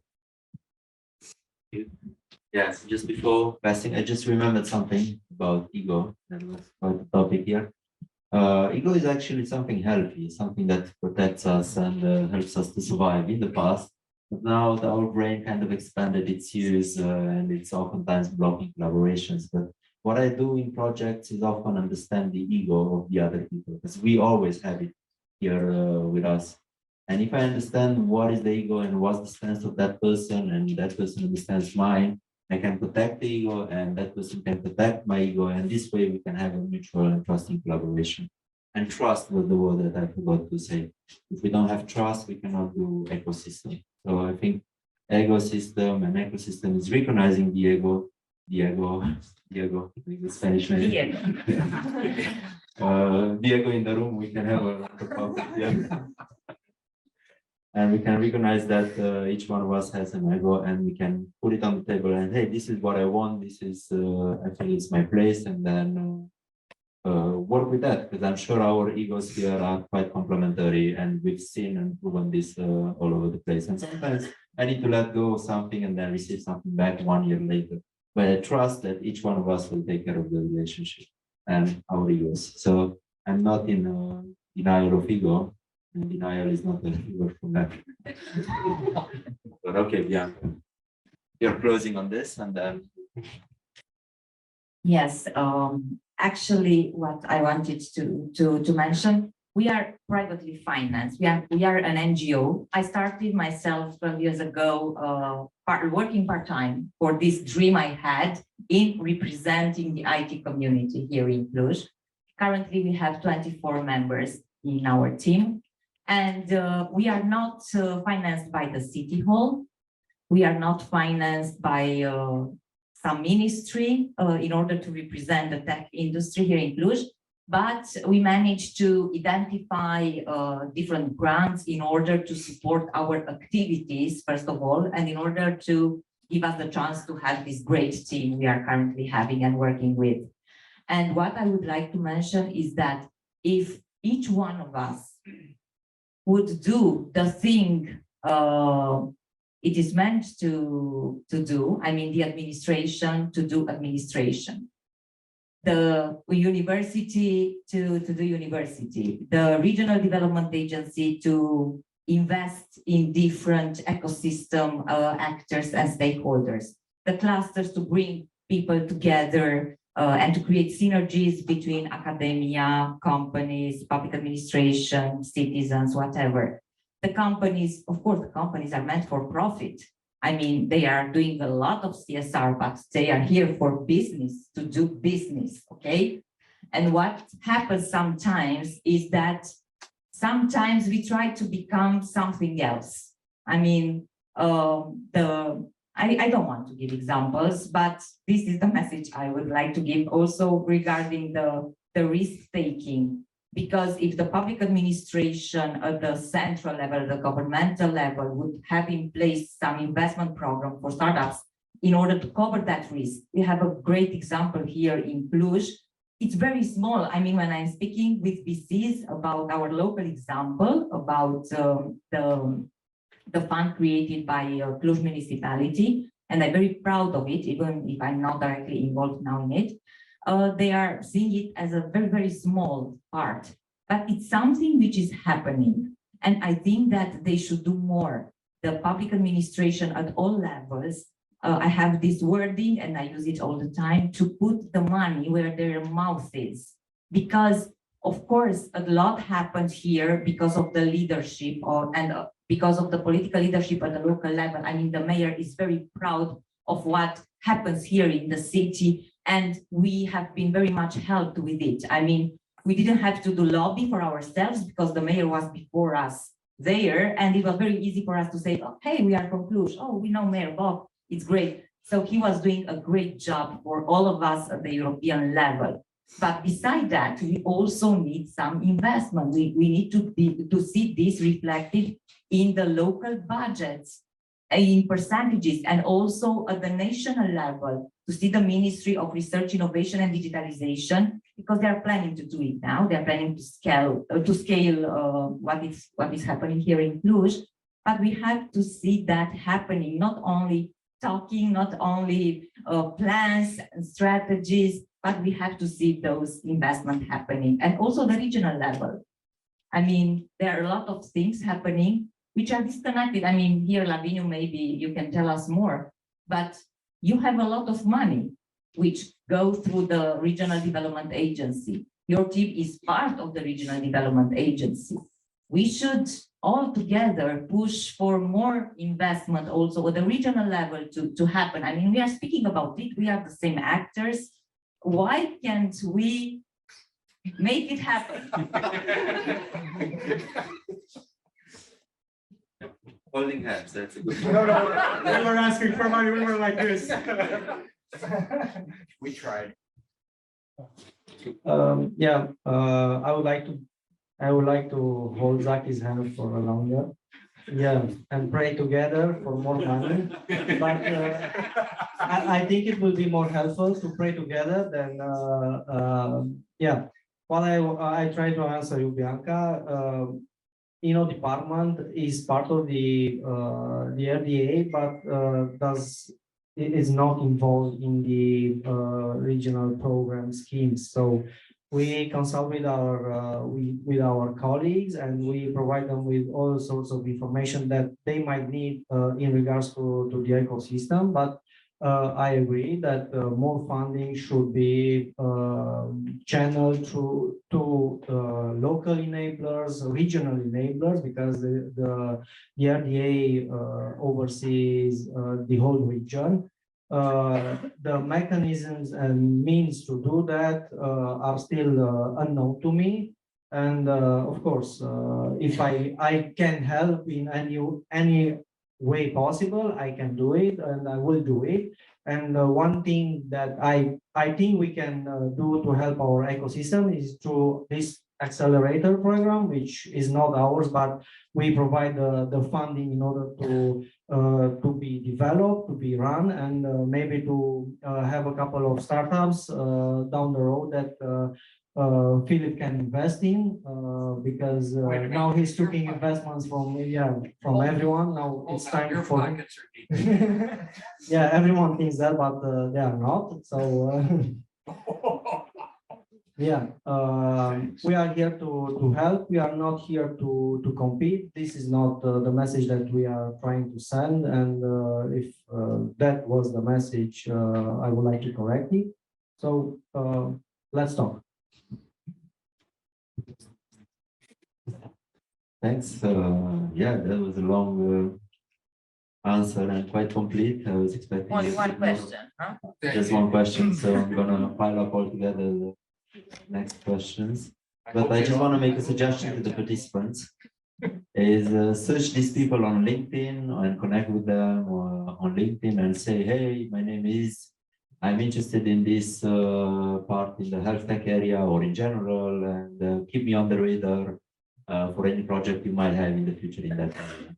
So I think you can use this opportunity to actually connect with all the speakers from this panel and other panels, and who knows where you're going to meet with them again in a year or two, and they might be asking you, hey, you want to join this project? It's quite interesting, it's innovative, it's research involved, has funding, and so in a happy state, of course, in a best state. And this is how the Cluj ecosystem actually grows, by connecting the dots to the people in this kind of environments. And you just hear, like it happened 2 weeks ago, that Yon connected two people like 5 years ago, and he found out that they started a collaboration in one of the startups a couple of years later. So this is the magic of events and music to the max. So coming back to the last question, which is actually 3 questions in one.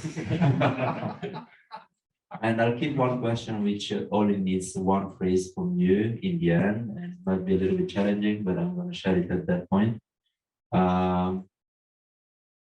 What are the opportunities that you see for us ahead in the next couple of years? How do you see the ecosystem? And one question here from the Zoom chat from Dan Romescu: why choose the health Cluj ecosystem in regard to other European or US ecosystems? What makes you interesting? So now we flip the coin and we look at the other side of the opportunities and what's interesting for us ahead.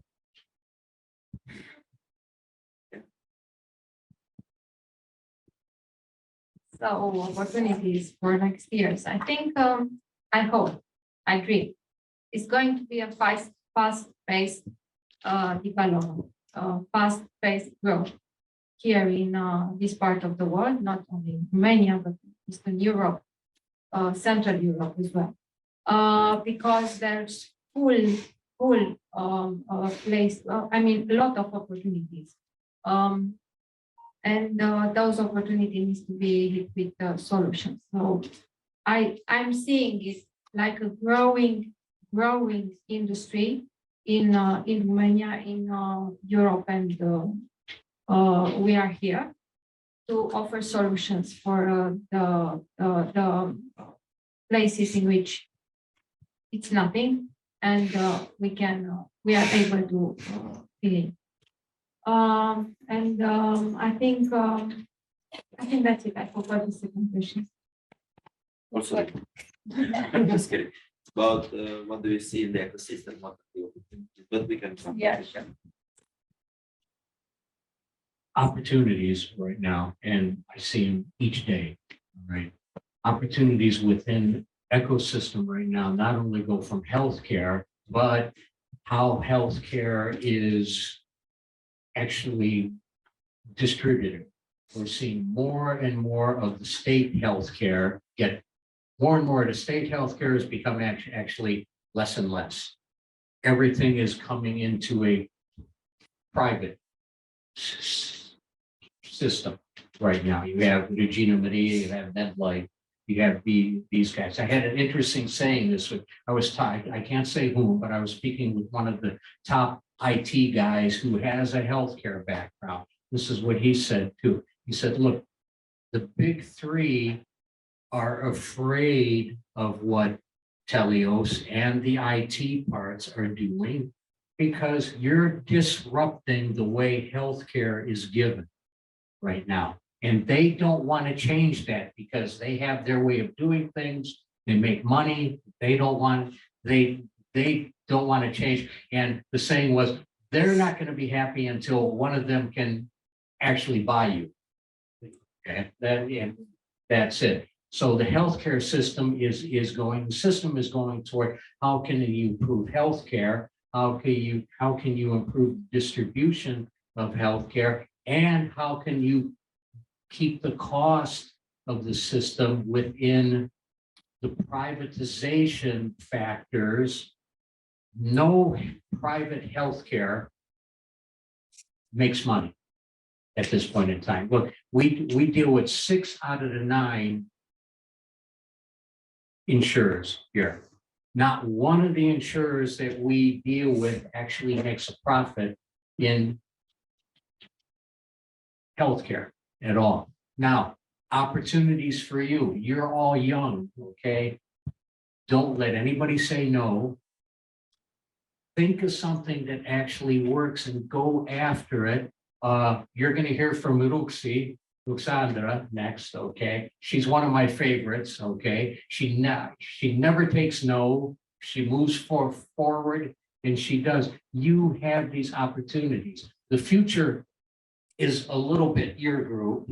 It's definitely not mine anymore, okay? It's your group, but it's you guys that can change everything. Some startup ideas as well are welcome. Who wants to get next? Okay, so I've been a little mean to the ecosystem before. There is money. Like he said, you just have to take it. There's not a lot of money. Yeah, for the good ideas. There's money for the good ideas.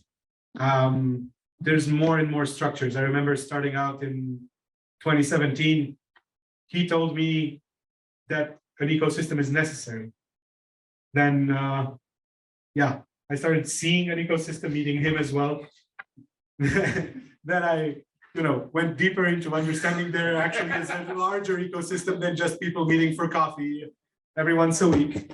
Then I actually, met other people in the same situation as me in the ecosystem, like Dumitru over there.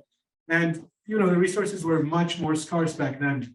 We didn't have much. We had just a once a week meeting somewhere talking about how it's going to be really cool. And the coolness today exceeded whatever it is we dreamt of in 2017, December. So from that perspective, you have resources to learn, you have resources to get funded right now. And once you mature, you have resources to penetrate the market, be it through, larger ecosystems that can actually push you to the market, or be it through associations and NGOs that can push you to providers or actual consumers. You have everything here in the ecosystem. It's just that you got to be a shark, not a shrimp. And that's up to you, Yeah. Okay. I remember when we started almost in the same year, we started in 2016, and there was no VC in Romania. The first VC was Game Mindering, started in 2017 in Bucharest. There was only one Tech Angels group, there was Tech Angels in Bucharest. There was no funding available. I remember we were pitching for 15,000 euros, and it's 15,000 euros. You cannot do much with that. I mean, Fix, the program Bianca was talking about, is providing startups with up to 50,000 euros. And there's still a small amount of money that's good for starting and provides you with a track that you can test your idea on the market. But right then was nothing and was very difficult, but there were some startups, some companies that started to pave the way, and the structures that were already existing consolidated and find and position themselves even better to service the needs of the startups, of the companies, of the academia. There's still work to be done, but we are growing towards that, and there are more and more opportunities, there are more programs. Yes, there is still a way to define that clear path for a startup and not overlap that much on some of the areas, because there are still a lot of the programs that are doing kind of the same thing. It's like Philip said, for the early stage startups, very early stage, there are resources, but once you grow a bit, there isn't anymore, and they are very scarce. So there's still something to be done there. But one thing that you can all do is pay more attention to what's being developed in Cluj, in Romania, and when you have the chance to select an app, for example, a foreign one, and I'm not talking from a nationalistic point of view, I'm talking about from an ecosystem growth point of view, in which if you want to grow this ecosystem and you want to foster innovation here, we should try sometimes to start using some of the apps and some of the products that are being developed here. And if that difference is not impacting that much our experience, we can try to switch off to something that was developed locally, because this in time will make the innovations that are brought to life here at the same level, and some of them may be even better than some of the innovations that are being developed in other innovation hubs. Yes, opportunities there are a lot, and we know them now better. And what I've learned is that if we are together and if we are going to access those opportunities together, we are much more convinced. And of course, what we try now to do, because until now we had to prove that our approach is working. I mean, at the beginning, no one believed in us, I might say. Not no one, but the 10, 12 companies which funded us in 2013, they were the initial beginners in our proposal. Now, after 10 years of clustering, we have 153 members. We have some success stories, and I think we have been talking this a lot also with Mircea in showcasing some success stories. some things happening from the collaboration within the ecosystem.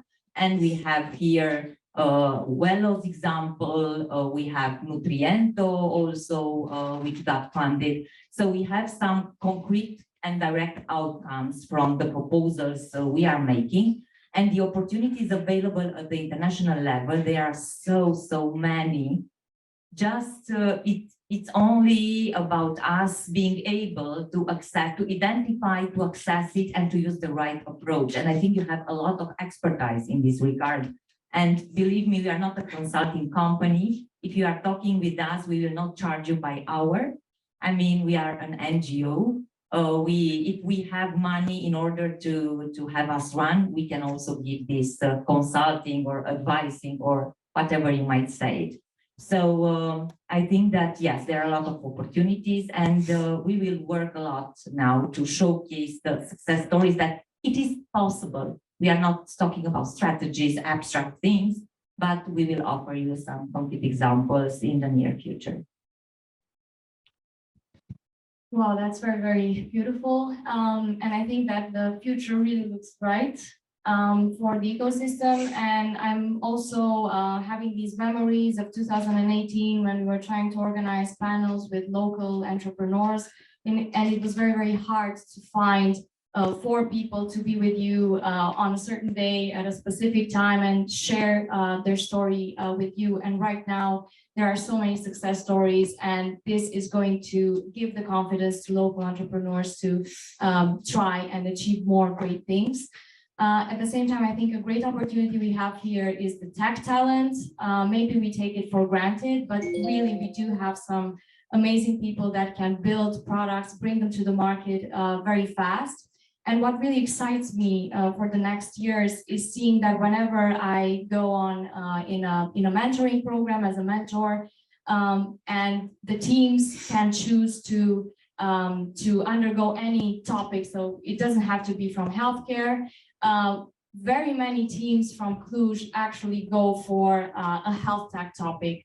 And I think that's incredible and really shows that there's a lot of interest and a lot of excitement, especially for the young generations to pursue this field. And then another opportunity I think we have, and I want to thank Alex for bringing it up because I think it's a very important one, is that we are getting better and better at understanding product validation for the market, understanding user needs. If before you could see so many random products that didn't end up getting used by anyone. Right now, it seems that we are hitting our targets more often than before, and this is really, really something amazing. So we are also having and growing in our local ecosystem business skills and product skills, and not just the tech skills. And I think from here onwards, the sky is the limit. So I'm very excited about our future, actually. And this will also help with the private funding,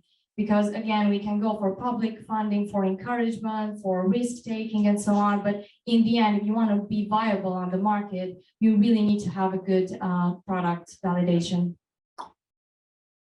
So if everybody wants to say about 2016, I'm going to tell you a little bit of story of 2010.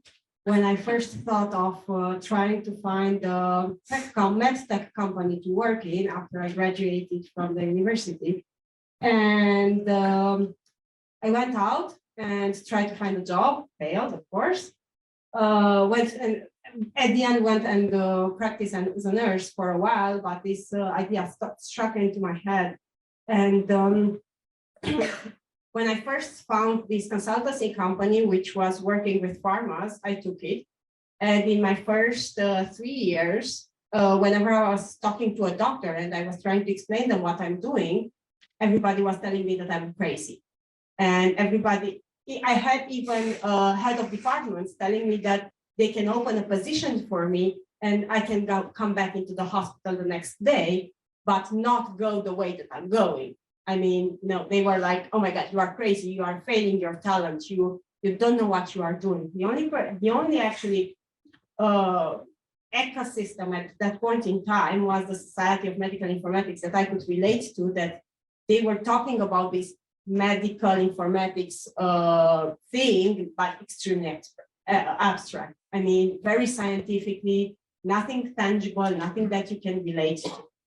So then came 2016 when I met Yon, when I met Mircea for the first time, and they were trying to do something, you know. And now, fast forward to today, we are how many here and how many in the public, and most probably how many at home, because for reasons they were not able to be here. So you guys have a much wider potential of doing something. You have people who tell you today that you can actually do something. There aren't people, or there are still people who tell you that you are wasting your talent as medical professionals if you don't go into a medical professional field. But there are people here who can mentor you, who can support you, who can show you the way, who can guide you. And of course, they can also tell you not only their success stories, but also their failures, because I think there is a much more learning from the failure. There is a much more learning from that. It's called post-mortem in some scenarios, do the analysis of what went wrong and what you can learn from it and never repeat that mistake again. You have all this here. So that's actually a data lake, a data lake of information, if it is to talk in tech terms, where you can connect to and you can extract the information that you need going forward. So all this is just, you know, the foundation of expanding further. So we are here, we know each other, we are much more than 12 years ago. And it's great potential. It's just having us all here, it's the statement that it has grown and it only has the potential to grow further. Yeah, I mean, it's great what's happening here. I'm so proud that I'm here. You guys, congrats for all your work. I remember the second question was the question on the Zoom, the guy who was asking why Cluj and not US? Well, I can go on the path with nations and Romanian things like that, but I'm going to answer to you with another question. Why not? And also with the fact that maybe you might think that you might, or you should, or you for sure you will have opportunities to make a difference here in this area, in this Cluj hub. I wanted to talk about the same point, the same question.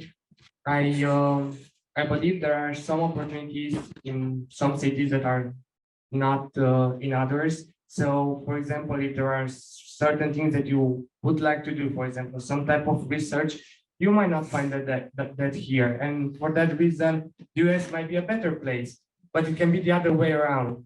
And I always believe that we should strive to do the best that we can for where we are at the moment, and that is independent of us being right now in Romania. Now we are in Cluj, in Romania, we do the best we can to grow this, and maybe 10 years later, we are in a different city, in a different part of the world, and we should strive for the same. And besides that, it brings you some type of satisfaction. I mean, it might be more abstract, but it brings you some satisfaction knowing that you can help build something and you can help grow that beautiful building that Cluj is right now and Romania is into the next thing. Because Cluj concentrates Romania's first healthcare accelerator, the largest telemedicine platform in Eastern Europe, I think the largest IT cluster in Romania by far. Yeah, for sure, right? Yeah. Best IT company, best two IT companies in the world. Yeah, best two IT companies in the world. Unified Wolfpack. Don't forget those. Don't forget those, because here is where it started. In terms of Romania, and I think one of the starting points in Eastern Europe, and because apart, like, or let's say as a difference from US or Western Europe, what you find here more is the hunger, because we have yet to prove ourselves, and you can be part of that, of proving ourselves. Good. So I think of Cluj and maybe Romania and part of Europe as a kindergarten where you can grow ideas, where you can learn to walk, and if you I don't know, stumble, then you can pick yourself up. But if you want to go and live with the giants in the States or on other continents, you might get crushed. So maybe we don't see so much performance here and so many great and disruptive ideas, but I think we have a fertile ground to plant the seeds of future ideas. And it's pretty safe to develop these technologies here in Romania, and I think especially in Europe, because I feel there's some sort of protectionism that helps companies grow. On the other side, in the States, and maybe Philip can confirm, you go and live, you basically grow and live between sharks, and they are merciless when it comes to money and things like that. So, Philip, I'm passing. 2 minutes. 2 minutes. I'm only a guppy in the system. And anyhow, look, I'm from the States. Okay, one of the reasons I came here, well, the reasons are a lot why I came here. Okay, but Romania is, you have all hit this very, very well. Romania is an extremely fertile ground to actually listen to an idea, hatch it, develop it, and grow it. It caused one of the reasons I chose to develop here also. Everything we developed in the States. Okay, we have a telemedicine in the States. I can tell you honestly, we developed it 20 years back. Almost, okay. It cost us more to develop it 20 years back than it did for us to develop our system here now. Everything. So this was one of the reasons why we chose here also, is that it's still cost effective and your minds are so great, honestly. All right, you have ideas, and if you can get an idea and develop it here, and it's something that you can take outside, it can be grown then. Okay, but this is a great place to starting something. Okay. And only one very quick thing is gonna be running 5 minutes late. If we are doing our job right in building the ecosystem and working together, we can save more lives. And I believe in different parts of the world, as they are, I say there's still a lot of place for innovation. This brings a bigger impact than in places that are more developed. And right now we are growing. And by working together, yes, that was one of the reasons for which we developed Help Me with only one objective. When we launched it was, if you can save one life with that app, that means we already achieved its purpose. So why Romania and not somewhere else in the globe? I've lived abroad, and I can tell you one thing: as long as you dream and you swear in your mother tongue, you are still coming home. So it's only one place that you can call home. Yeah, so inspiring. I remember 2012 when I was looking for venture capital funding, and we moved actually to Bulgaria and we opened a company there. And together with us, there were like 8 more Romanian startups which got funding from the Bulgarian VCs, because in Romania we couldn't find any. Yeah, so to answer about funding, it's working on a funding structure, venture capital type, which we hope to see launch next year. 20-something million euros to invest in startups.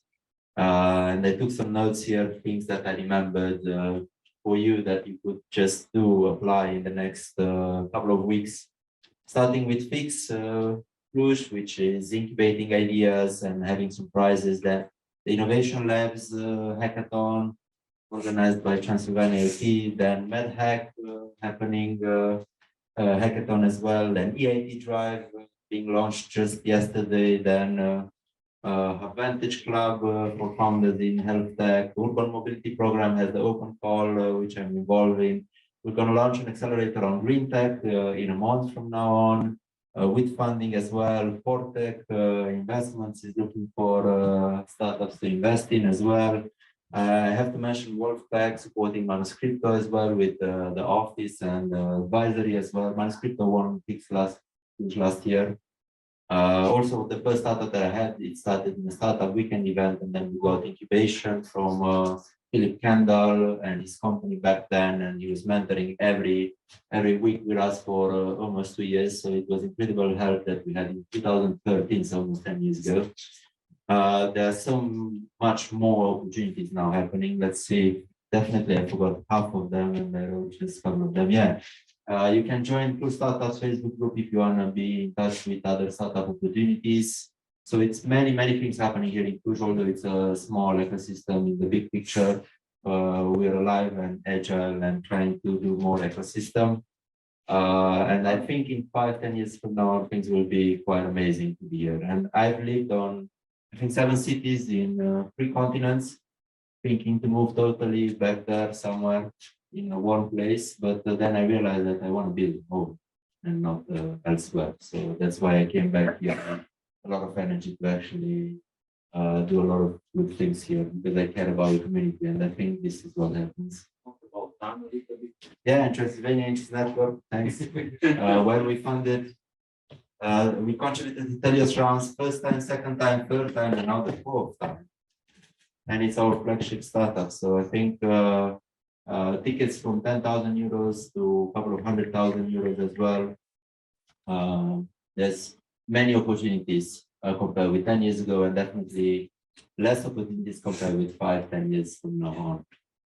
That being said, thank you very much, dear panelists. I'm really inspired by your sharing, and however it is, with goods and bads, we move forward, and I think the trip is amazing. And in 10 years, when we do a panel like this, again, we're going to be quite nostalgic about the past 10 years. So thanks a lot. And we have now a break. Jump on these people and talk with them and connect with them, and then we come back to the next. We part and of the community. Here are our events. The MedHack Hackathon that will happen this March, and the conference. And I also found that this thought of Simon Sinek is a really relevant one, because we might not always have the resources that we want or the time to build on some dreams or initiatives, but with a bit of optimism that will lead to innovation, and we have a good enough ecosystem to innovate in. So yes, that was from my part. Sorry if I was a bit long. And thank you. For your insightful presentation. It's very amazing to see how many things you can do during the medical university besides learning. And as Ruxandra said, innovation starts not in your comfort zone, but outside your comfort zone. So we encourage you to do other things besides learning and just going to the university. There are many opportunities out there. Thank you, Ruxandra. And our next panelist is Antonia Sabo. Mi fi Rehațiganu alumnus. Antonia is passionate about digital health with emphasis on its implementation in the university curriculum. Antonia, please, the mic is yours.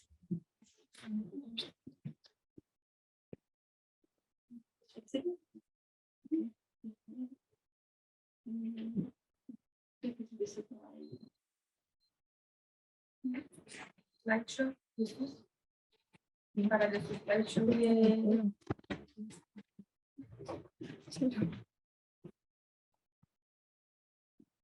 Hello everyone, my name is Antonia Sabo. I'm a first-year resident, and today I will be talking about medical students' view on digital health.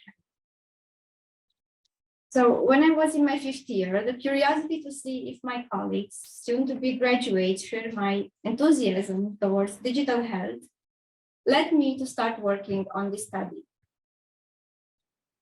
Essentially, I wanted to find out if they know what eHealth means, if they trust digital tools, and if they intend to integrate them into their future practice, what benefits they think digitalization brings, but also what obstacles might appear in its implementation. And most important of them all, do they want to study digital health? So I made this online anonymous questionnaire that I distributed to all general medicine students in 5th and 6th year, and 306 of them agreed to participate. The questionnaire was structured in 3 main parts that I will be presenting more detail next. But first of all, I found out that only a few of them know what these terms actually refer to, while most of them have a general idea, which is understandable given the complexity of the term and its change in meaning over time. For the first section of the questionnaire, about attitude and intention to use, for each of the tools proposed by me, I've got mostly positive answers with a little exception. For example, for health promotion, the students consider that the biggest improvement brought by digitalization would be found in dissemination of health programs, as well as monitoring health risk behaviors. They think that digitalization makes a difference when it comes to screening methods, as well as monitoring medical parameters, but they have a slightly different attitude when it comes to tools that interpret symptoms or signs identified by patient, this being the category with, that inspired the least trust in the entire questionnaire.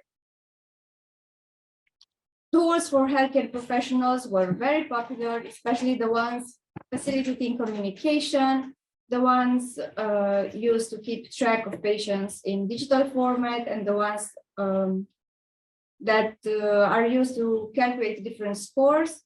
And again, there was a little reluctance when it comes to the tools that let patients analyze their symptoms.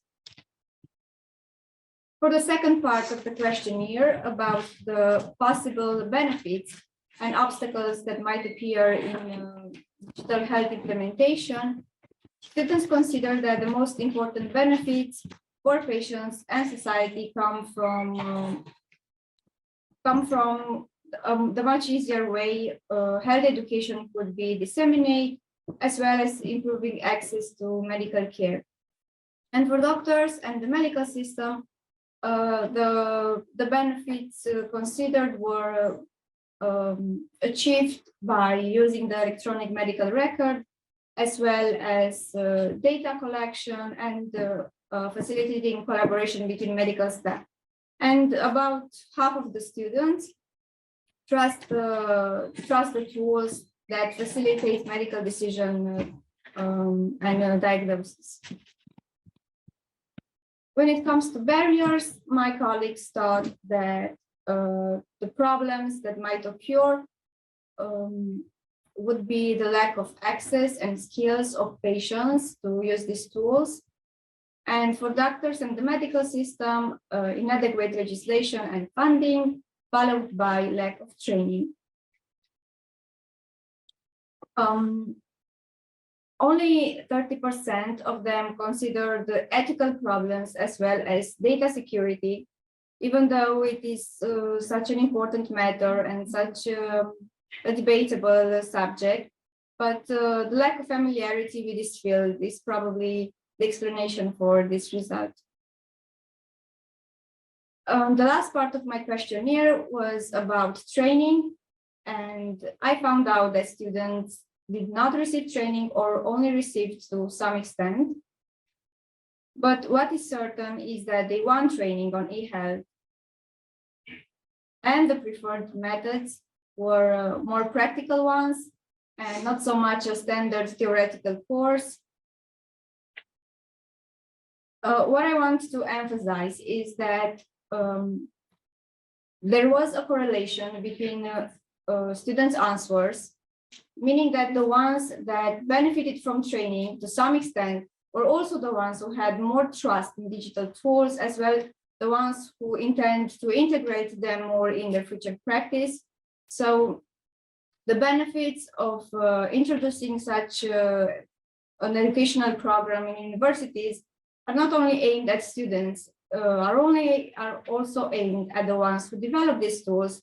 So there has to be a correlation between the technological advance and the education we give to the people who will actually use it. At the moment, there is no standard approach on how eHealth should be taught in universities. But the longer the implementation of this kind of program is delayed, the greater the discrepancy between the new technologies available and the ability of physicians to actually use them is. So I think it's time to connect the eHealth community and start to learn from each other in this process.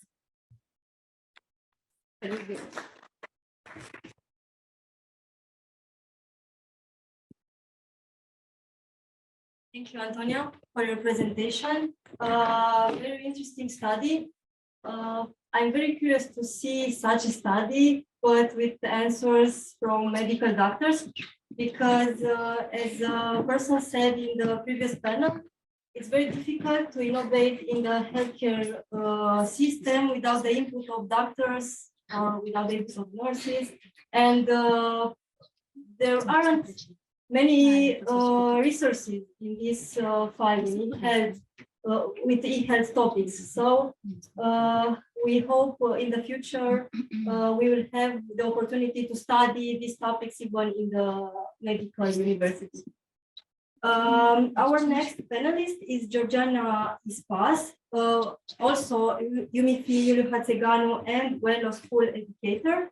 Georgiana is a registered dietitian and PhD student at Public Health Department at BBU. Georgiana, please. Hello, everyone. So I wanted to talk about Wello, but I heard that you already know about this concept because Dumitru was here and I understood that he was a little bit of star. So I will try to make a different presentation now. I started actually on my own to do education, non-formal education. So I have a question for you. Do you think in schools, maybe in faculty, the form that you have, a formal education, it's enough for your background? Who thinks it's enough? Nobody? Okay, so that means that non-formal education could be a solution for different problems that here in Romania. I know that most of you work in study medicine or nutrition or nursing. So we think that it's the same field. We talk about education in health. So I started on my own. Wello started on their own to do education in nutrition, and they start as a platform with lessons and applications and so on. I met Dumitru during a study. He made an intervention, nutrition intervention in school in Oradea and here in Cluj-Napoca. So I helped him with the study. And after that, I started to work on my PhD thesis. So I had to make an interview. And he said to me, do you want to come and work with us? And I said, why not? So this is how everything started. I will not talk about the things that you already know. So because they have a character, and with that character, because it's digital, so I have to talk about that. A character is providing the lessons for children. So nowadays, I have to. So I know how involved technology is in our my children's life, and probably they will be in yours as well. So next slide, that's okay. So this is one of my kids. So after I decided to go with Duelo, especially with Dumitru, I started to understand that maybe it's important for us to be on the spot and to go to schools. We started to contact schools in Cluj. We went with what we know now, until now, school education, but nutrition. And my focus was on interaction, interactive and critical thinking, not just go there and explain them. I don't know, is someone from nutrition here? Okay. Okay, the pyramid and so on. So I started to talk about other ideas like the side effects of dieting on adolescents, like body image and self-esteem. And we just started this project. So our baby steps, maybe it's a pilot, I don't know exactly, but we are hoping that you will be a project that will bring other forms of education, because we want to involve an ecosystem. We want to bring sexual education, and it's a very, very delicate subject to do in schools. We want to bring drug information, financial maybe, and we will start at the beginning, like going face-to-face with children, get the feedback, learn our lessons, because we are learning every time we are going and talking with children.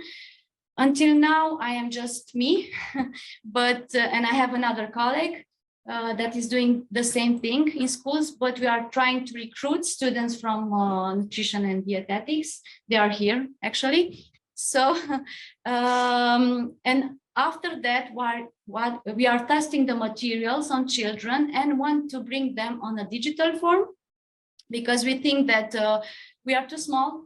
And I know that child obesity in Romania is on a second place in Europe.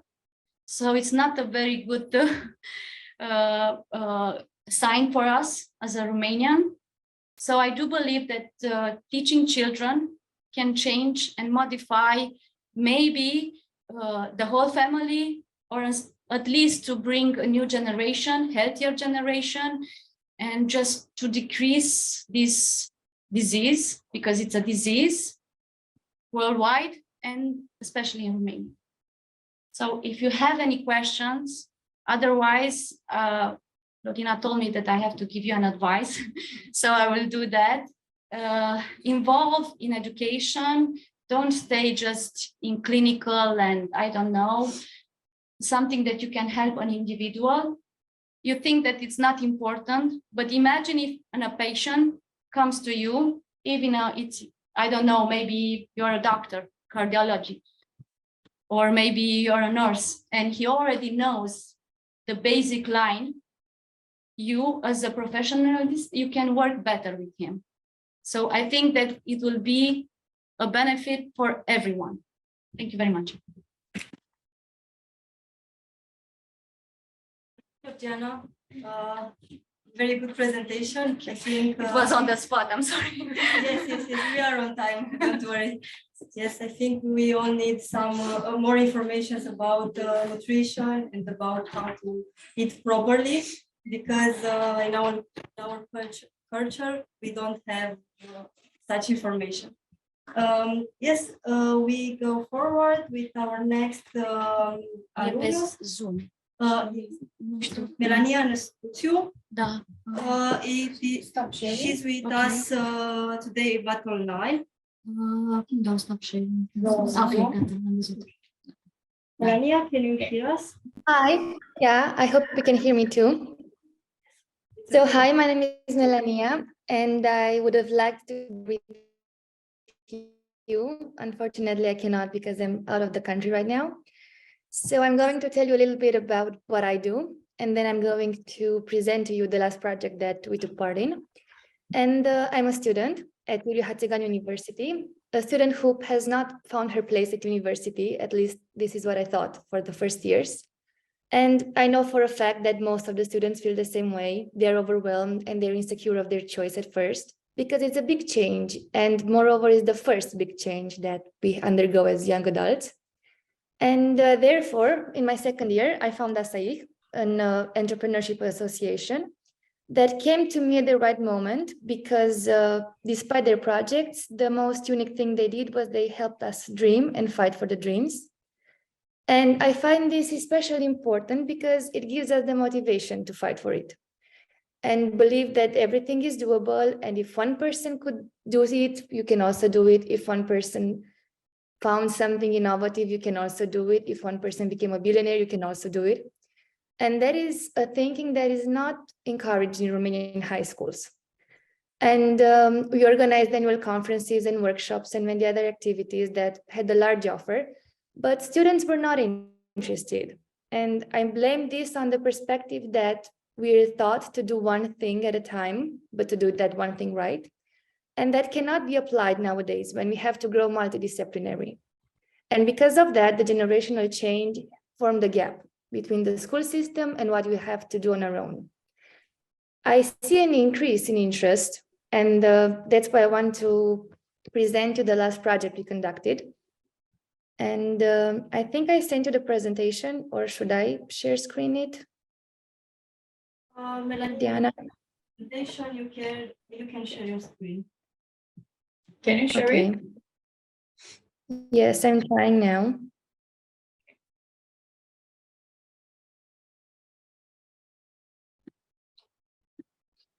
I don't think they let me do it. Wait a second. I will make you a host. Sure. No, yeah. Okay, now you should. Can you try again? Yes, I'm trying now.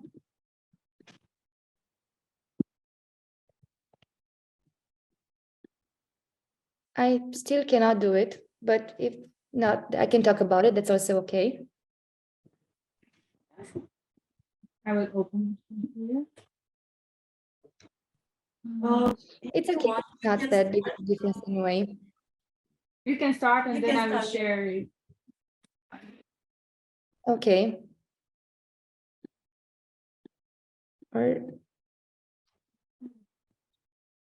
So the first thing that we noticed was that with a healthy disregard to the impossible, we are truly capable of greatness and of innovation.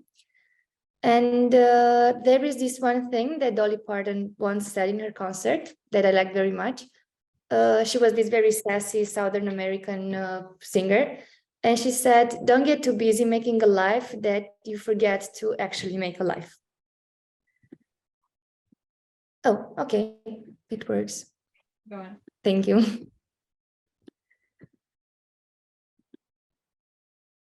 So I'm going to talk about this project that was called Sprijinire and Dezvoltarea Inițiative Antreprenoriale Medicale.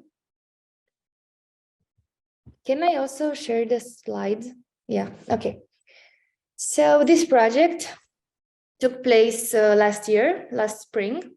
And above these unnecessary details that I wrote here and I now realize are not that interesting, I want to say that it focuses on teaching students that they can and they will have to fight the finances on their own. No matter how much medicine you study, at some point the finances are going to kill you and you have to learn to do it right. Otherwise, you will not be able to overwhelm it. We're trying to make them grow their cash flow because I'm in dentistry, and especially for us, all of us will have to have their own private practice. And it is a different kind of thing when you have to work for you or when you have to work for someone else. The other changes that we discovered are those that I already talked about, and that is a gap between the concept of how important it is to work for your own when you should not. And I'm going to talk about the project a bit. We had 93 students involved at first, and they came from all departments. It was medicine, pharmacy, and dental medicine, and from all years. Most of them were for the 4th year. I think they're the most hopeful ones, and they're the ones that are trying the most. We had a series of 4 courses that were supported by Dr. Zaki Milhem and Dr. Alina Forai. More and more people came. The first one was the nicest one, but then more and more people came, which was very nice for us. We then had a series of 3 workshops. where they learned how to build their own business model canvas. And then they went through these summer internships where they could have a niche opening in one of the subjects that they chose. And we had some partners. For medicine, we had MedStar and Humanitas. For dental, it was Vivadent, MedArtist, and MB Dental. And for pharmacies, Bögduct Farm. And the pharmacy students were the most interested ones because working in such a big factory shows a lot of promise of how you can do it on your own one day. And therefore, at the end, we tried to evaluate what we did to them. We asked them for feedback, and most of them were very encouraged. However, they said that they would not see themselves doing this. And that was a very interesting outcome, because why would you not want to do something that is given in front of you and that can be helping you achieve greatness? So therefore, the next question arrived, and that was, why are they still scared to do so? And it shows their feedback, and talking to them one-on-one, show that they were scared about giving up on the traditional thinking and embracing this new one, which, when we come to think of it, has some sense. But out of 93 students, 70 of them said they would just graduate and do residency and stay nicely put. Afterwards, when they saw how easy it was to build a business model canvas and do something for you, more and more of them started to try it for their own. And we even have 3 of them who achieved it and went to a hackathon with them, and they also won it. So that's something that I can say I'm proud of. They were winners, 10 winners, and that was very encouraging for them because they received prize in monies. But the targeted students that took part in the competition, they did learn the know-how. The others, half of them who did not, I hope we gave them the instinct to dream and then to have the courage and the vision to chase it. Because it all starts with a spark, for me, for you, for us, for anyone who has ever done anything. And I really hope that we deliver that spark to them. Thank you. And I'm sorry that it was so not on point, though. Thank you so much, Melania. Our next panelist is Denisa Lazurca. Denisa is currently the Acceleration Program Manager at Spheric Accelerator and is also involved in several organizations such as Fresh Blood, Activize, Startups, and she also coordinated the SASU team. Please, Denisa. Thank you, Florina. It's an honor to give a presentation for you and for the community. And I also wanted to start with some disclaimers, because as you will see, I do not have a healthcare background. So I'm here from another perspective. As Melania also pointed out, we need a spark. And the spark can vary from the students to students. But my spark was impact. I was at in my student year, and also now I am impact driven, and I also did some project that led to helping the community in several ways. So my personal background is history and anthropology. I also worked in fashion industry, so nothing to do with healthcare, and that part is a very important part from my development, because I also find out some things to change and some things to actually do better in this industry. And I also tried to identify that problem and see what could be the key to it.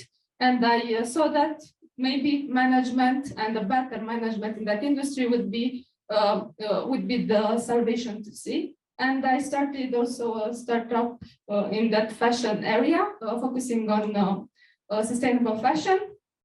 I'm also a volunteer right now, and I was since I was little in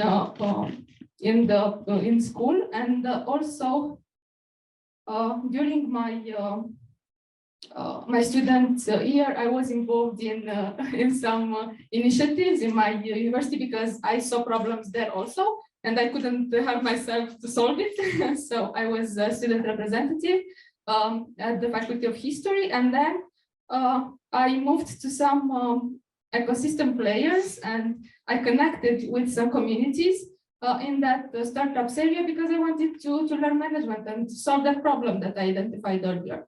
So that's how I met Cluj Startups, and I became a member in that, and later on a board member. These are a few of my colleagues, and we have in the room also some of them. And you also met Mircea, which is a board member also. And after it, I became a member in Fresh Blood, and I still am with Ion and Ariana that you already met, and Mircea. And during my involvement in Fresh Blood, I had a chance to learn more about the healthcare ecosystem. Okay, I was involved in it because I also saw the problems in the healthcare system, and I wanted to contribute to it. So Fresh Blood gave me the opportunity to start some initiatives and to work on some initiatives like the Hub Vantage that Ion mentioned, the club for funders in the healthcare system, and also to organize some hackathons and get in touch with the students and students at the universities around Romania. This led me to the SASUBB team that Florina mentioned, because I saw that maybe the Babes-Bolyai University is not doing very much about his students and their entrepreneurial desires. So alongside these amazing people, we tried to change the system during 2 years and build a strategy. And I will show you what we found about it. We tried to position ourselves as some key players in giving educational resources regarding entrepreneurship to the students of Babes-Bolyai University, also to support their business ideas and build different projects and programs for them, and moreover to connect them with other projects and partners for acceleration and developing their ideas. These are some numbers about the Entrepreneurial Society of Students, which was founded in 2017. Also, we had more than 30 events organized. We helped accelerate and support more than 50 business ideas, and we built some valuable partnerships. And of course, supported the students. And these are the events and programs that we organized during these 2 years. We had a conference, we had a hackathon, we had several meetups with speakers from this area, and we also had a summer camp. First of all, we organized the events and the programs, and we tried to build a community of these students. Moreover, we were more and more involved in the local ecosystem support by trying to build more partnerships around it. And one of the partnerships that we are very happy about was the one with eHealth Lab.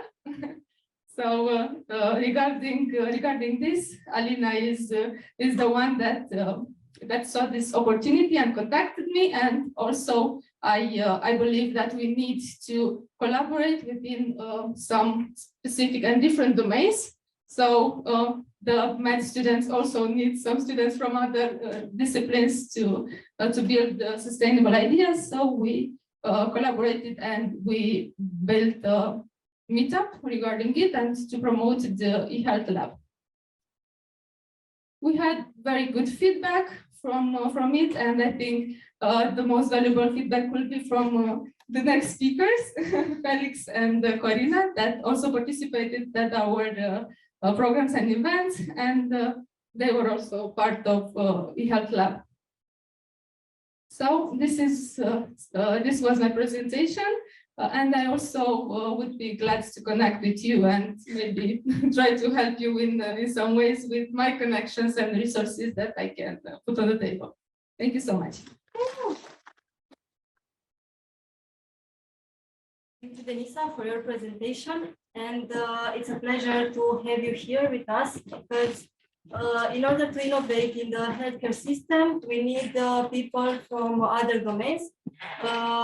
It's good to have a multidisciplinary team, and your diverse background helps us a lot. Okay, so the next panelist is Claudiu Felix Nicu. Felix is passionate about entrepreneurship and driving to make a positive impact through technology. He's the co-founder of eCrowd, a social media app that goes beyond likes and followers, offering a safe and fun way to users to find like-minded friends. You will speak together. Yes. Okay, so we'll have also Corina Holom, also eCrowd co-founder and BBU alumnus. Please, Felix and Corina, the mic is yours. The mic is yours first.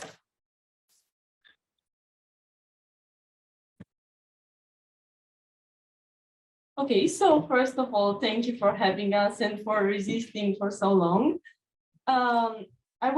We would start talking a bit about ourselves, and after that we'll go in depth about the project that we took a part in. I am Corina. I am a BBU alumni, co-founder of the eCrowd app, and now I'm studying medical informatics at the Technical University of Vienna. One thing I noticed about me, maybe it's relatable, is that when you have a lot of stressful work to do, you just don't want to do it and you procrastinate for a couple of hours, maybe more. I've noticed I stopped doing that when I have even more work to do and I physically don't have time to procrastinate. So that's been my motto ever since I noticed that. Maybe it works for you too. I am very passionate about art and design. I love drawing and painting, so I try bringing that into all the projects that I do. And as cliche as that sounds, I really like programming and I think it's actually fun. And I'm also very involved and passionate about all the projects that we've done so far, and I really believe that they will be even better. If I could describe myself in a couple of words, this would be it. I am hardworking, creative, understanding and stubborn, as in I understand your point, but I like mine more, so you can go on. Thank you. So hi, I'm Felix. I'm also the co-founder of eCrowd app, and I'm also the BBU alumni. If I were to say about some things about me, well, I love to pitch about the ideas that I believe in, and I also want to make sure that those ideas are brought to life. And some adjectives about me, I'd say that I'm pretty disciplined, because sometimes you'll have to do the things that you do not want to do, like lift the mic up in order for the people to hear you. And I'm also an honest person and a confident person, because there will be moments when the only person that will believe in you will be yourself. So that's something that you have to handle. Next, we will try to talk about the road to success. So if you're imagining that the road to success is kind of linear, because you think that you've got a plan, you think that you've got things figured out, well, probably you don't have them figured out. And you'll see that on the way. This part of the reason why my motto was, if I have a plan, I'd probably change it last minute, because that's usually how things happen. You've got a plan, but it's more like a framework, because things won't go as planned, so you'll have to adapt. And the reality is that we are somewhere there, as you can see. So it's kind of a mess. So let's see that in a deeper way. So one of our first idea was refunction. The reason why you see that we have to keep going and never give up, you'll hear about that later. So refunction, we came up with that idea at a project that was organized by Connect. So we had the opportunity to actually connect with Portuguese people. There were Portuguese participants. It was a very nice experience because they had a different background. So the things in their country, they were doing this in a different way.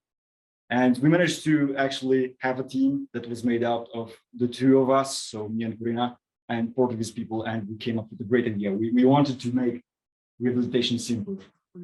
And we managed to actually win the second place. And that was great at that moment. So one of our next ideas, we had Neurobody. We came up with the idea of Neurobody at a hackathon. It was the Neuro Innovation EIT days.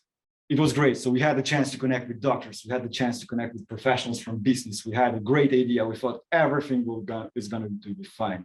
Because the idea was kind of great. It was an application that was made for the people suffering from multiple sclerosis. And we felt that people were interested, but we had the support and we did the market research and everything. Okay, and we also managed to win the second place. It's a pattern. Okay, and next we also have two more ideas, like GameAd and InCrowd. About InCrowd, you're gonna hear more from Karina, but now I'm gonna talk about GameAd. So GameAd, why GameAd? First of all, because we wanted to connect. And we're also running out of money, but that's the second thing. So we had a great opportunity to connect and to actually meet like-minded people, because that's something very important, to build up experience, because it's going to help you in all of your projects. And we also saw that there was an extra interest in it, but at first we didn't care about it because we also had like the other three ideas. So we thought, okay, we're just going to leave it on the stack and we'll see with it like further on. Yeah. Also, we want to thank to the two co-founders that are here in the room today. So Radu and Christina, who have helped us, and for the co-founders. Yeah. So after that, life struck us because ChatGPT was available to everyone, and we were able to actually do more proper market research. So we found out that at least two ideas, there were already better players in the world. So bad luck, but at least we didn't work that hard on those ideas. But it's still good to find these in the early stage, because if you're working hard on your idea and you just find out in the later stage that your idea will not work, then it's going to be hard for you to give up on it. And sometimes you have to give up on it or to improve and out-improve everyone. So we were left with game education and with the InCrowd. So GameAd is an app that will try to actually bring the basic health information in the educational systems in Romania. How we're going to implement it? Well, we don't know yet. We're trying to build like a game, a mobile application in the form like a classic board game. And we're still looking for connections and using the connections that we have to try to bring this idea to life. And now we're gonna turn to our main idea, and I'll let Karina talk to you about it. Okay, so I'm back. I wouldn't say this is our main idea. This is the one in the most advanced stage. So this is the app that helps you connect with people, not like social, no, it helps you socialize, but not like in the social media way. I will start with how the story, I will start the story from the beginning actually about how this idea came. In the third year of university, I realized that me and my friends don't have that much in common as I thought we would, and our paths in life were just different, and they were not going in the same way. Plus, it was the pandemic, and we were living in different cities, so it was hard, and I started feeling very lonely. Now, I was asking myself these three questions. I don't know if you can relate to them, like how do adults make friends, like in the workplace and so on? What if I don't get along with my new colleagues? And how do I actually introduce myself to new people? Because you can't just go on Instagram and start texting random people, because that doesn't work. Then we... That's how I met George. Okay, it happens for some very lucky people, apparently. We started building our own solutions because I have tried using the existing ones and I'm not confident enough to do that. So I started using Bumble, BFF and so on, but I realized they just weren't working, for me at least. And we came up with the app. What is special about this app is basically that it helps you find the people around you. It lets you find them based on compatible interests. And when you meet people, you want to know stuff about them, but you don't always want to be the first to ask or the first to initiate. So that's why each user fills their own forms. They write the questions that they care about. And in order for two people to match or connect, they have to complete each other's forms and answer to these questions. And if they both like each other based on these questions, then they are connected and the app will start the conversation for you. It will either be a question about your topic, about the topics you're interested in, or a discount for a place like an escape room or a coffee shop or so on, because we really want people to socialize outside of the internet so that they can actually enjoy life in the wild, so to say. Okay, so this was it for us, yes. Oh, I would also like to mention that we've recently started taking this into the mental health space, because as I said, I used to feel very lonely, and even sometimes when you're surrounded by people, you still feel lonely because you are not necessarily connected to them. So this might, we think this might actually help you as well. So thank you for your attention. Thank you, Paulina and Felix. I'm very excited to see computer science students that are interested in innovation in healthcare, because as I said, we need you. As you see, we have today here alumni with different backgrounds, business, medical, and computer science. I'm very curious if you have any questions regarding their presentations. Don't be shy. Or if the speakers have questions for the audience. Yeah.